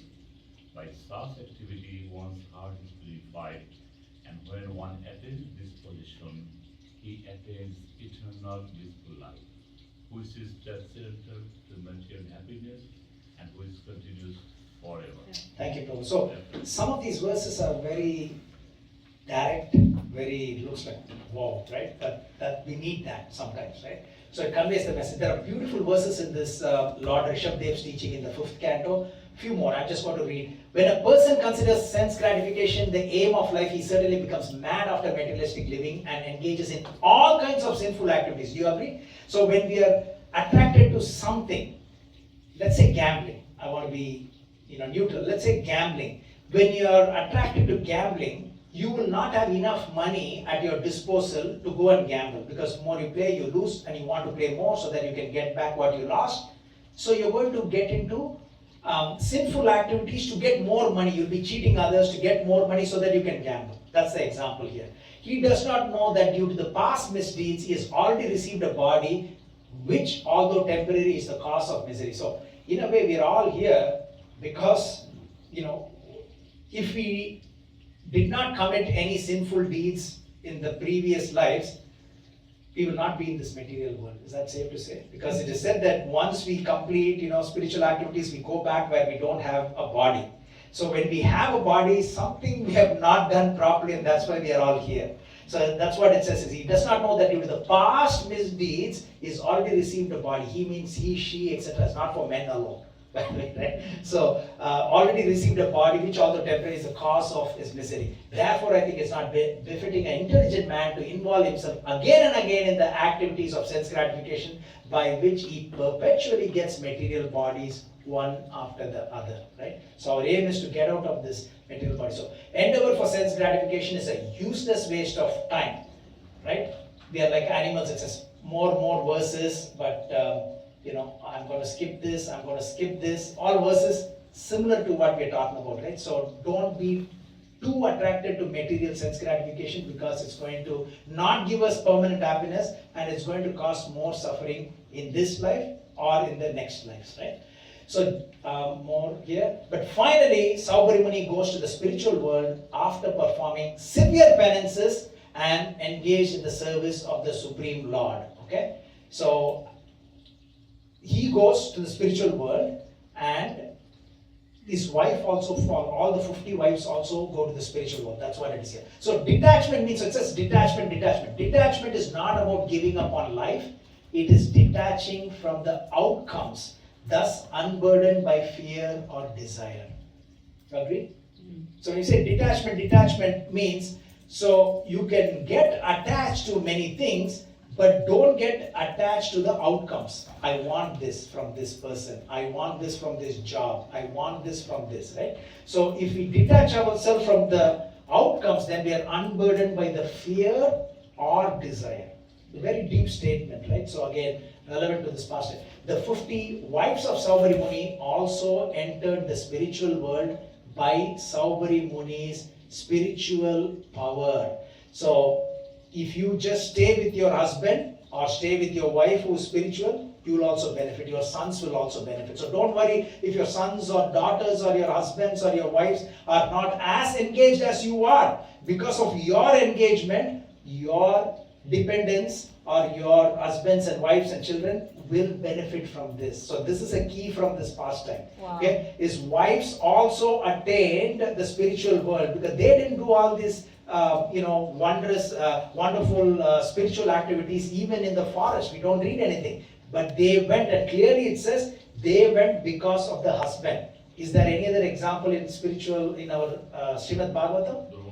Exactly, beautiful. Dhruva Maharaj's mother.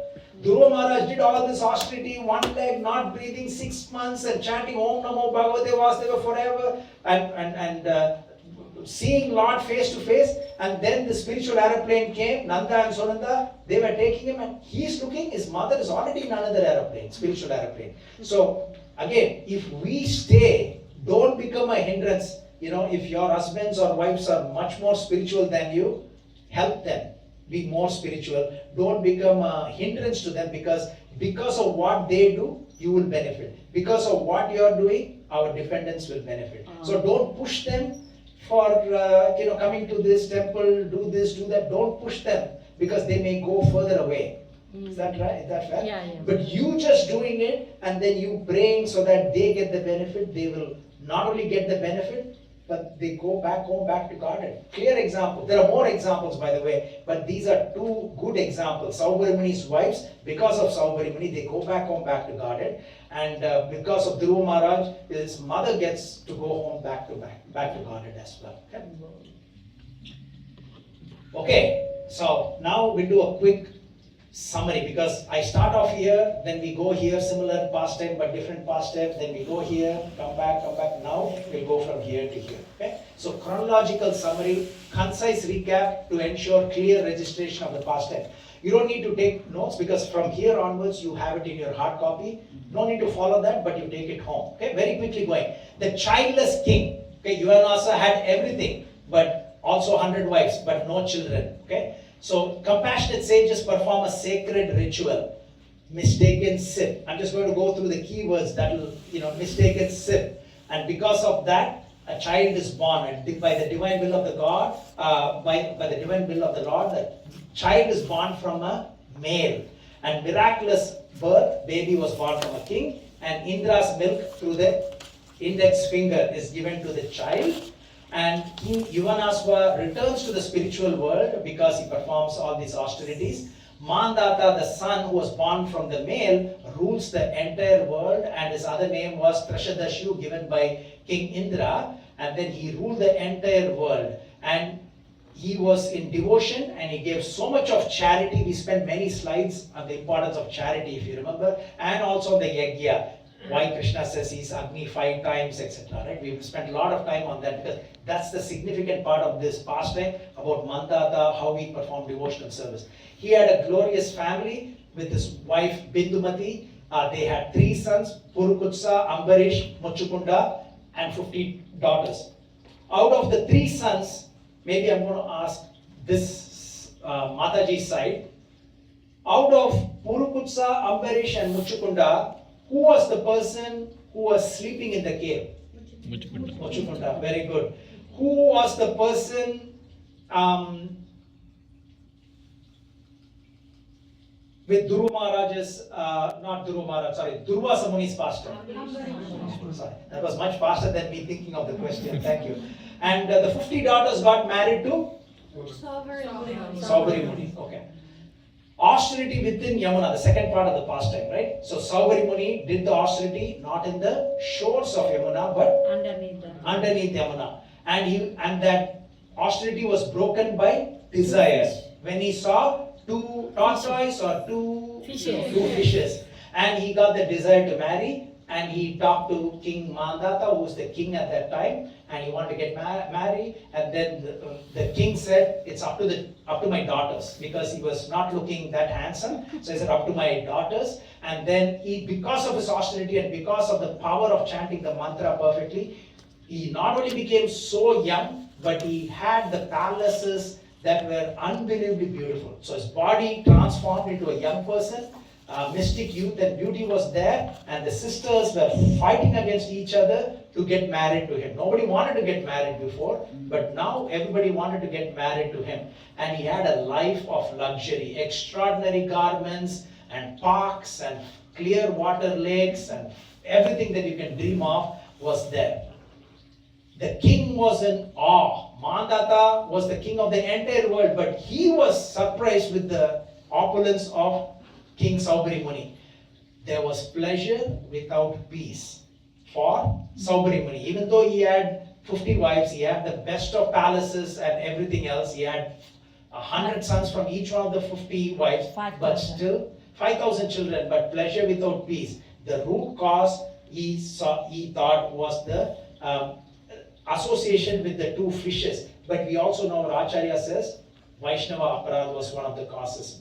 Who's the Vaishnava he offended? Garuda. And again, we can't just have this vegetarian thing, because Garuda is the carrier of the Lord, but he's natural. Sorry. I was going to ask that question at the end. Yeah. He is the ride for Lord Vishnu. How can he eat snake and fish? It's Garuda, right? It's a bird. So that's why it says that is an offense. Who are you to stop his natural food? His natural food is is eating the fishes and eating the snakes. So if God is arranged in such a way, who are we to judge so and so should be a vegetarian? So, it is, this Garuda is meant to eat, is in all the pastimes as we know. And when he flaps his wing, the 4 Vedas are chanted, it is said, right? So powerful. It's powerful. But isn't he committed sin by killing this? No, it is not. So again, that is one of the reasons why this pastime is there, because he committed this offense because the natural food of this Vaishnava is that. So that was the offense that he had made. So again, certain things we need to be more flexible in understanding it. So the natural question would be, why is he not a vegetarian? And again, the offense was because he tried to stop him from eating his natural food. But how come he became a Vaishnava? He's also, so Vaishnava means, again, there are many things. The love of God is the primary thing. So Prabhupada also said, just because we don't, we follow the 4 regulative principles, that's not the greatest characteristic of a Vaishnava. That's the low bar. That's a low bar to cross, right? Yeah, not meat eating, those are all low bar, basic bare minimum.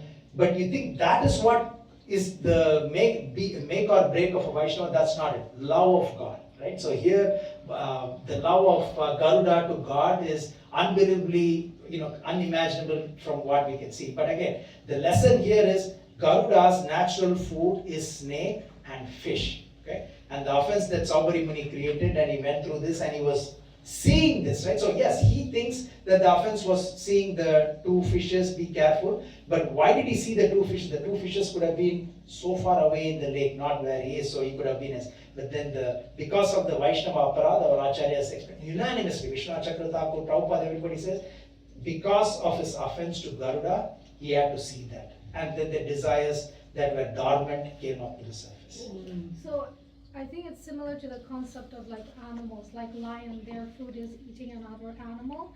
So I should They're not creating they're not committing sin actually, because they're doing what their natural thing. So I think it's similar concept, because Garuda is a bird, so his natural food is an animal. So it's a similar concept. Exactly. Yeah. So But he's when a very tiger kills a deer, Yeah. he's not going to get punished. There is Yeah. no sins for only in the human form of life. Yeah. You have this sins, right? Like, you are supposed to eat this, you're supposed to do this, not for animals, right? So just Yeah. because elephant doesn't eat meat doesn't mean that he's a Vaishnava Yeah. compared to when we talk. Okay, so warning to others, desire has no end, right? So he has this 5,000 sons, 100 sons from each one of the 50 wives. So he goes to the forest and finally he gets this spiritual accent, and his wives are also liberated to the spiritual world because of his spiritual power. So clearly it says it's not because of the 50 ladies who did some sacrifices. It is because of the husband's spiritual power. So again, as we discussed, one of the takeaways is, if your wives are not supporting you, that's okay. Because of what you do, your wives will wife, not wives. Dhinita Prabhu is getting all excited. No. So the wife will get the benefit. So with Matajis as well, the husbands will get benefited by what you do. Your children, your grandchildren, daughters, sons, everybody will get benefit. These are all from the scriptures. Okay? It says Ananda, Jivano, Jivanam, Jivastu, yes? Everything has to eat something else, right? So the frog has to be eaten by snake will be eaten by mongoose, right? So up to that level, right? But when it comes to this human species of life, that's when, yeah. Okay, so now let's look at the lessons learned very quickly. Embracing lessons with a positive attitude transforms challenges into opportunities and fuels continuous growth and prepares us for future challenges in our life. So again, important thing from Srimad Bhagavatam classes is lessons to be learned. Forget about these things, like something could be, oh wow, I don't understand that. How can somebody go underneath the water and do the merit? So leave out some of the noise that we cannot understand, even though these are real pastimes. This is what is the worth of us gathering here. What can we take away from this pastime? Okay? Maybe I'm going to ask you, what are the lessons learned before we open this up? Anybody, do you think there is something for you personally that you have learned that you want to take it in your life? Watch what you see. Watch what you see. Very good. Yeah, very good. Watch what you see. And also, even if it's attractive, somehow we need to bring Krishna into that, where Krishna says, I'm a procreation, I am so and so, right? So you see the power of Krishna, but not fall into it. So one is avoiding is okay, but even when you see it, not fall prey to what we see. So watch what you watch, or watch what you see. Very important. And you cannot run away from the Reality of the world, right? You have to be in this world. So he went underneath the water to avoid the distraction, and such an insignificant, you tell me, none of us would have, I don't know whether we would have gotten into the same thing, like it's an insignificant thing, right? So what is this? Who cares, right? Nobody even bothers. But here, that actually instigated him. Very good. Yes, It doesn't fall any time. It Can doesn't fall at fall any time. Yeah, so having the spiritual knowledge alone is not an immunity. I think that was one of the, having the spiritual knowledge alone does not save us from things. We need to be really imbibing that and internalizing that, and anytime anything can happen. You have to be able to control your senses. Yeah, That's very important. Yeah, try to engage all your senses. Being so austere, if you can't control your senses. Yeah, so controlling the senses, right? So Take again, care. very, very important. Anytime anything can happen. Even Chaitanya Mahaprabhu's servant, if you remember, right? You would have read this. Chaitanya Mahaprabhu's servant, he was walking with Chaitanya Mahaprabhu in South India, everywhere. Can you have a better association than having association with Krishna who's walking with you? Krishna and Radha together walking with you everywhere in South India. But then these Bhattatris had these women who influenced, and then they took him away. So he felt he was attracted, and then Chaitanya Mahaprabhu saved him, right? Anything else? So many lessons to be learned. Anybody from here? You have the opportunity to do a thing right, even if you've done something wrong earlier. Beautiful. You always get a second chance. So he did not, yet he thought that is the ultimate pleasure, more pleasurable than the austerity that he was going through, worshipping the Lord and pleasing the Lord. He thought, yeah, I think I have to get married.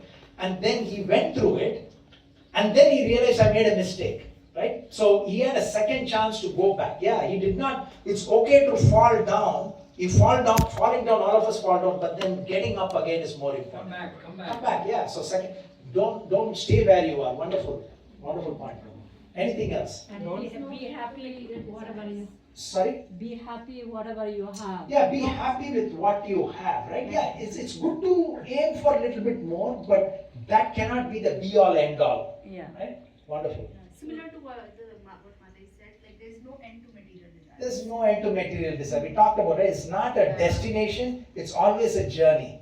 You think of it from your standpoint as well, right? It's never a destination. It's always a journey. We aim for it 20 years later. Even in 18 years, we will achieve what we want to achieve later on. But yeah, you forget that this was your dream many years ago, right? As though, yeah, so what? I have that $1 million too. So what? But I don't have that, right? The grass is always greener in your neighbor's yard, right? So we always think that is what is needed. What else?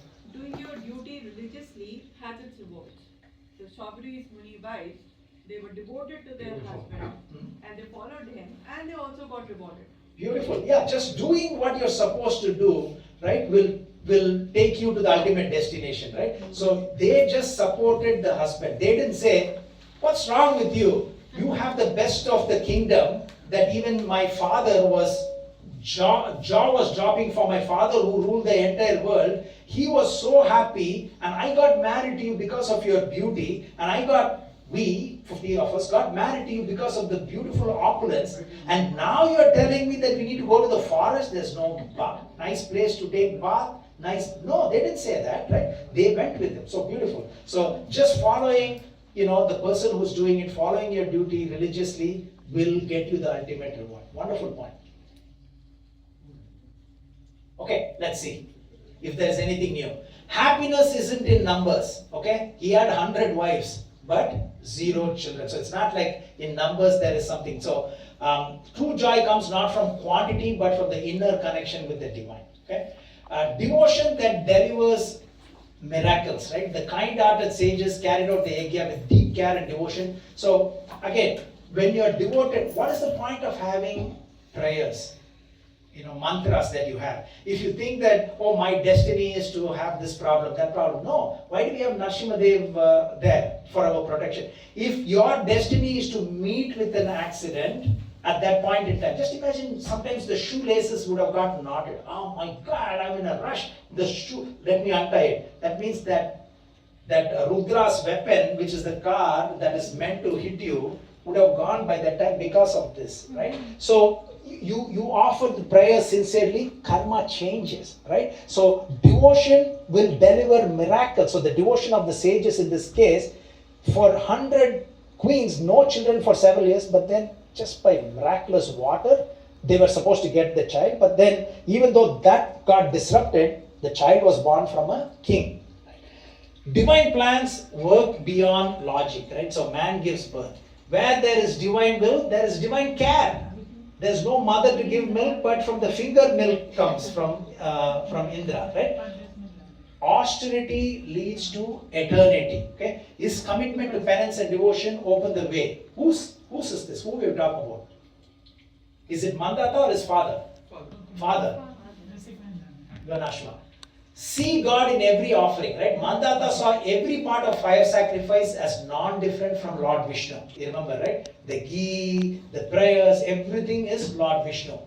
Giving glorifies the giver. So charity, we covered that a lot. So give in charity, don't hold back. If you have a chance to give charity for anything, give it. Give more than what you normally give, and you see the reaction of what you give, right? Mind and senses are powerful. Even a sage can fall. The senses and mind are powerful enough to pull down even the most austere person. So we have to be careful. Escape the world trapped by desire. The heading says it all, right? Escape the world trapped by desire. So Saubhari Muni escaped the material world in a way, went into the water, and then still he was trapped by desire. Luxury without peace.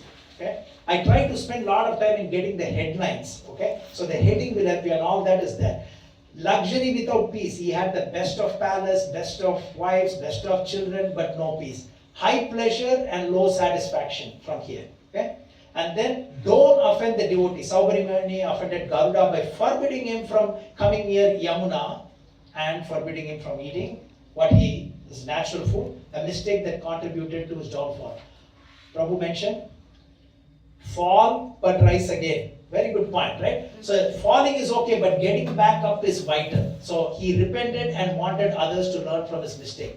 Break the cycle.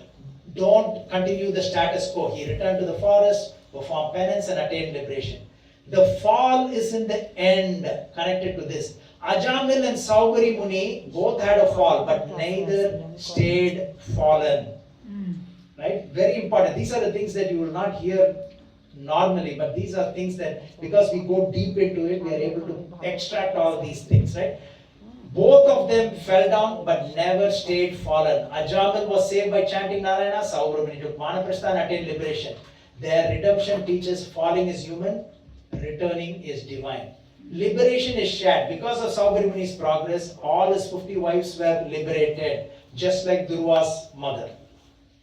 Watch what you watch. I think that's what you mentioned, right? So very beautiful. Watch what you watch. So peace is not the absence of trouble, but calm in the midst of it. We saw the story, right? We saw the story of the bird, in spite of everything around. The power of material energy is very strong. I think most of you mentioned this. True renunciation must be from the heart, not just external. Never too late. Saubhari Muni, Ajamil, Khatwanga, Maharaj, Parikshit all attained the highest goal, even though they had very less time. We have much longer. We don't know what will happen, but we seem to not have this defined timeline to end. Saubhari Muni, what happened to him? Right? His time was running out because he was already old and everything else, and then he got his youth, and then it's never too late for him to do the right thing. Ajamil, he chanted Narayana and he got saved. He went to which city? Starting with H. Haridwar. He went to Haridwar and then performed devotional service, and again the spiritual plane came and took him. Khatwanga, you remember this pastime? No. Yeah? He actually, he was serving the Devata. Devata said, we need a king. We need a fighter to fight for us against the demons. Can you believe they took human beings? So there are many instances like that. Bharata was another one who was actually called by the Devatas to fight for them against the demons. So he also fought for them, and then he asked in the very end, he made the Devatas win against the demons, and he said, the Devatas asked, what do you want? You remember Muchukunda, what do you want? I want to sleep without interruption, but when I open my eyes, somebody should get killed. So here Katvanga said, they asked him, what do you want? You helped us win this fight. We are truly grateful to you. Please ask us what you want. How long do I, how much longer do I have to live? Will I be living in this body? They said you just have one muhurta. One muhurta is what, 48 minutes, right? Yeah. One muhurta. So instantly he got transported from the spirit, from the heavenly kingdom, not spiritual, but heavenly kingdom. That's where he was fighting for the Devatas. And in that 45 minutes, I don't know how long it took for him to come. It doesn't say from the higher planetary to the earth. But he came, performed devotional service, and he went back home, back to God. So he had 48 minutes only. Maharaj Parikshit had 7 days. 7 days, 24 multiplied by 7, whatever hours that he had. But he completely, it's ironical because the whole Srimad Bhagavatam started, or why it started was because he was so hungry and thirsty. He went into this ashram of a Muni, and he was so angry that he was in meditation. He didn't give him respect to through the dead snake around him because he was so thirsty and hungry. And here, for 7 days, he is listening to Srimad Bhagavatam. No eating, No drinking. no drinking water, nothing, right? So it's never too late. Okay? Watch what you watch. Be careful of what you choose. You know, whether it's media, entertainment, even your thoughts. Again, it's very important for all of us because you know about yourself. Others will not know. Okay? So you know, watch what you watch because it will progress into action. Okay? In today's world, you know, there is so much of endless content, right? It's, you know, just like the pastimes of Subramanian, one glance changed the course of their lives. That one moment of unguarded vision led to a long detour from their spiritual path. You remember Ajamil also was very dedicated to Vedic rites, supporting his father. Mind and senses. In yogic and bhakti philosophy, the eyes are considered powerful gateways. What we see doesn't stay in the surface. It enters into the mind, imprints in the heart, and influences the actions. Very important. So this is very, very important. Drishti dosha. It is in the concept where a glance, you know, if somebody is jealous of somebody, right? When they just, oh, he's got a new house, or his son went to Harvard University, when they just look like that, you know, it can impact a person. You've heard all that, right? That's why you put all the things outside your house and, you know, everything, right? So the importance of eyes. So eyes can do a lot of things. Okay. Okay. Let's go to the quiz very quickly. Okay. So if you open your hard copy that you have, I know it's a little small print. Hopefully, all of you, everybody can read that, right? Yeah. Okay. Perfect. Okay. Are we ready? We went through this many times, so it should be a cakewalk for all of you to answer these questions. First question. Dash was childless and eventually retired from the family life and goes to the forest with Dash wives. King Yunasha had 100 wives. B. B. Yes, B B for for Balaram. Balaram. King Yuvanasva with his 100 wives. Very good. All of you got this right. Right? You have anybody needs hard copy? Everybody's got. What? Yeah, please, we have a lot of copies here. Anybody wants more copies? And again, we'd like to thank... This goes to Kajan Prabhu, he painted this time, Who? not me. Kajan Prabhu. Oh, I see, wonderful. Yeah, Prabhu, thank you. Kajan. So let's, you know, put our hands together for the devotees who are doing this wonderful service. I just send them the soft copy and they print, they do all the hard work. Okay, so the next one. Dash with all good symptoms was born from the lower right hand side dash abdomen. C. Mandata and Chaitanya, basically. C for Yes. So the answer is C for Chaitanya. Mandata with all the good symptoms was born from the lower right hand side of Yuvanashva's abdomen. Yeah. Okay. When the baby Mandata cried for milk, Dash put his dash in baby's mouth for the baby to drink from the finger. D. Indra put the index. Indra with his thumb No, Index. Indra with the index finger. Again, these are details, right? So, but it's good when we go through a past tense, let's get it perfectly. Okay? Mandata means gentle ruler of the world, fierce ruler of the world, powerful ruler of the world. A. Gentle ruler of the world. 5. Yuvanashva performed severe austerities and returned to the spiritual world. True. D for Balaram. Okay, 13 questions I think we have. Okay, 6. Indra gave the name Prashadishu, giver of fear to criminals to whom? Mandata. Very good. B for Balaram. 7. Dash rule the entire world from where the sun rises on the horizon, shining brilliantly to where the sun sets. Mandata again. Okay. Number 8. Saubhari Rishi was engaged in austerity deep within Dash, but breaks his austerity when he saw two fishes engaged in sexual affairs. C for River Yamuna, C. Very good. 9. Saubhari Rishi came out of the river with the desire to get married to one of the daughters of which king? Mandata. Very good. 10. Saubhari Muni married Dash daughters of King Mandata. Sure, 50. We talked about 50, 100. 50 daughters. 50, very good. Saubhari Muni, number 11. Saubhari Muni's severe austerities and being an expert in chanting mantras not only gave him youth and beauty but also opulent material paraphernalia. True. Very good.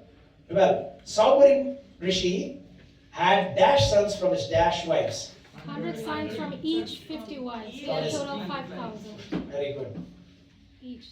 13. Saubhari Rishi and his 50 wives enter the spiritual world. True.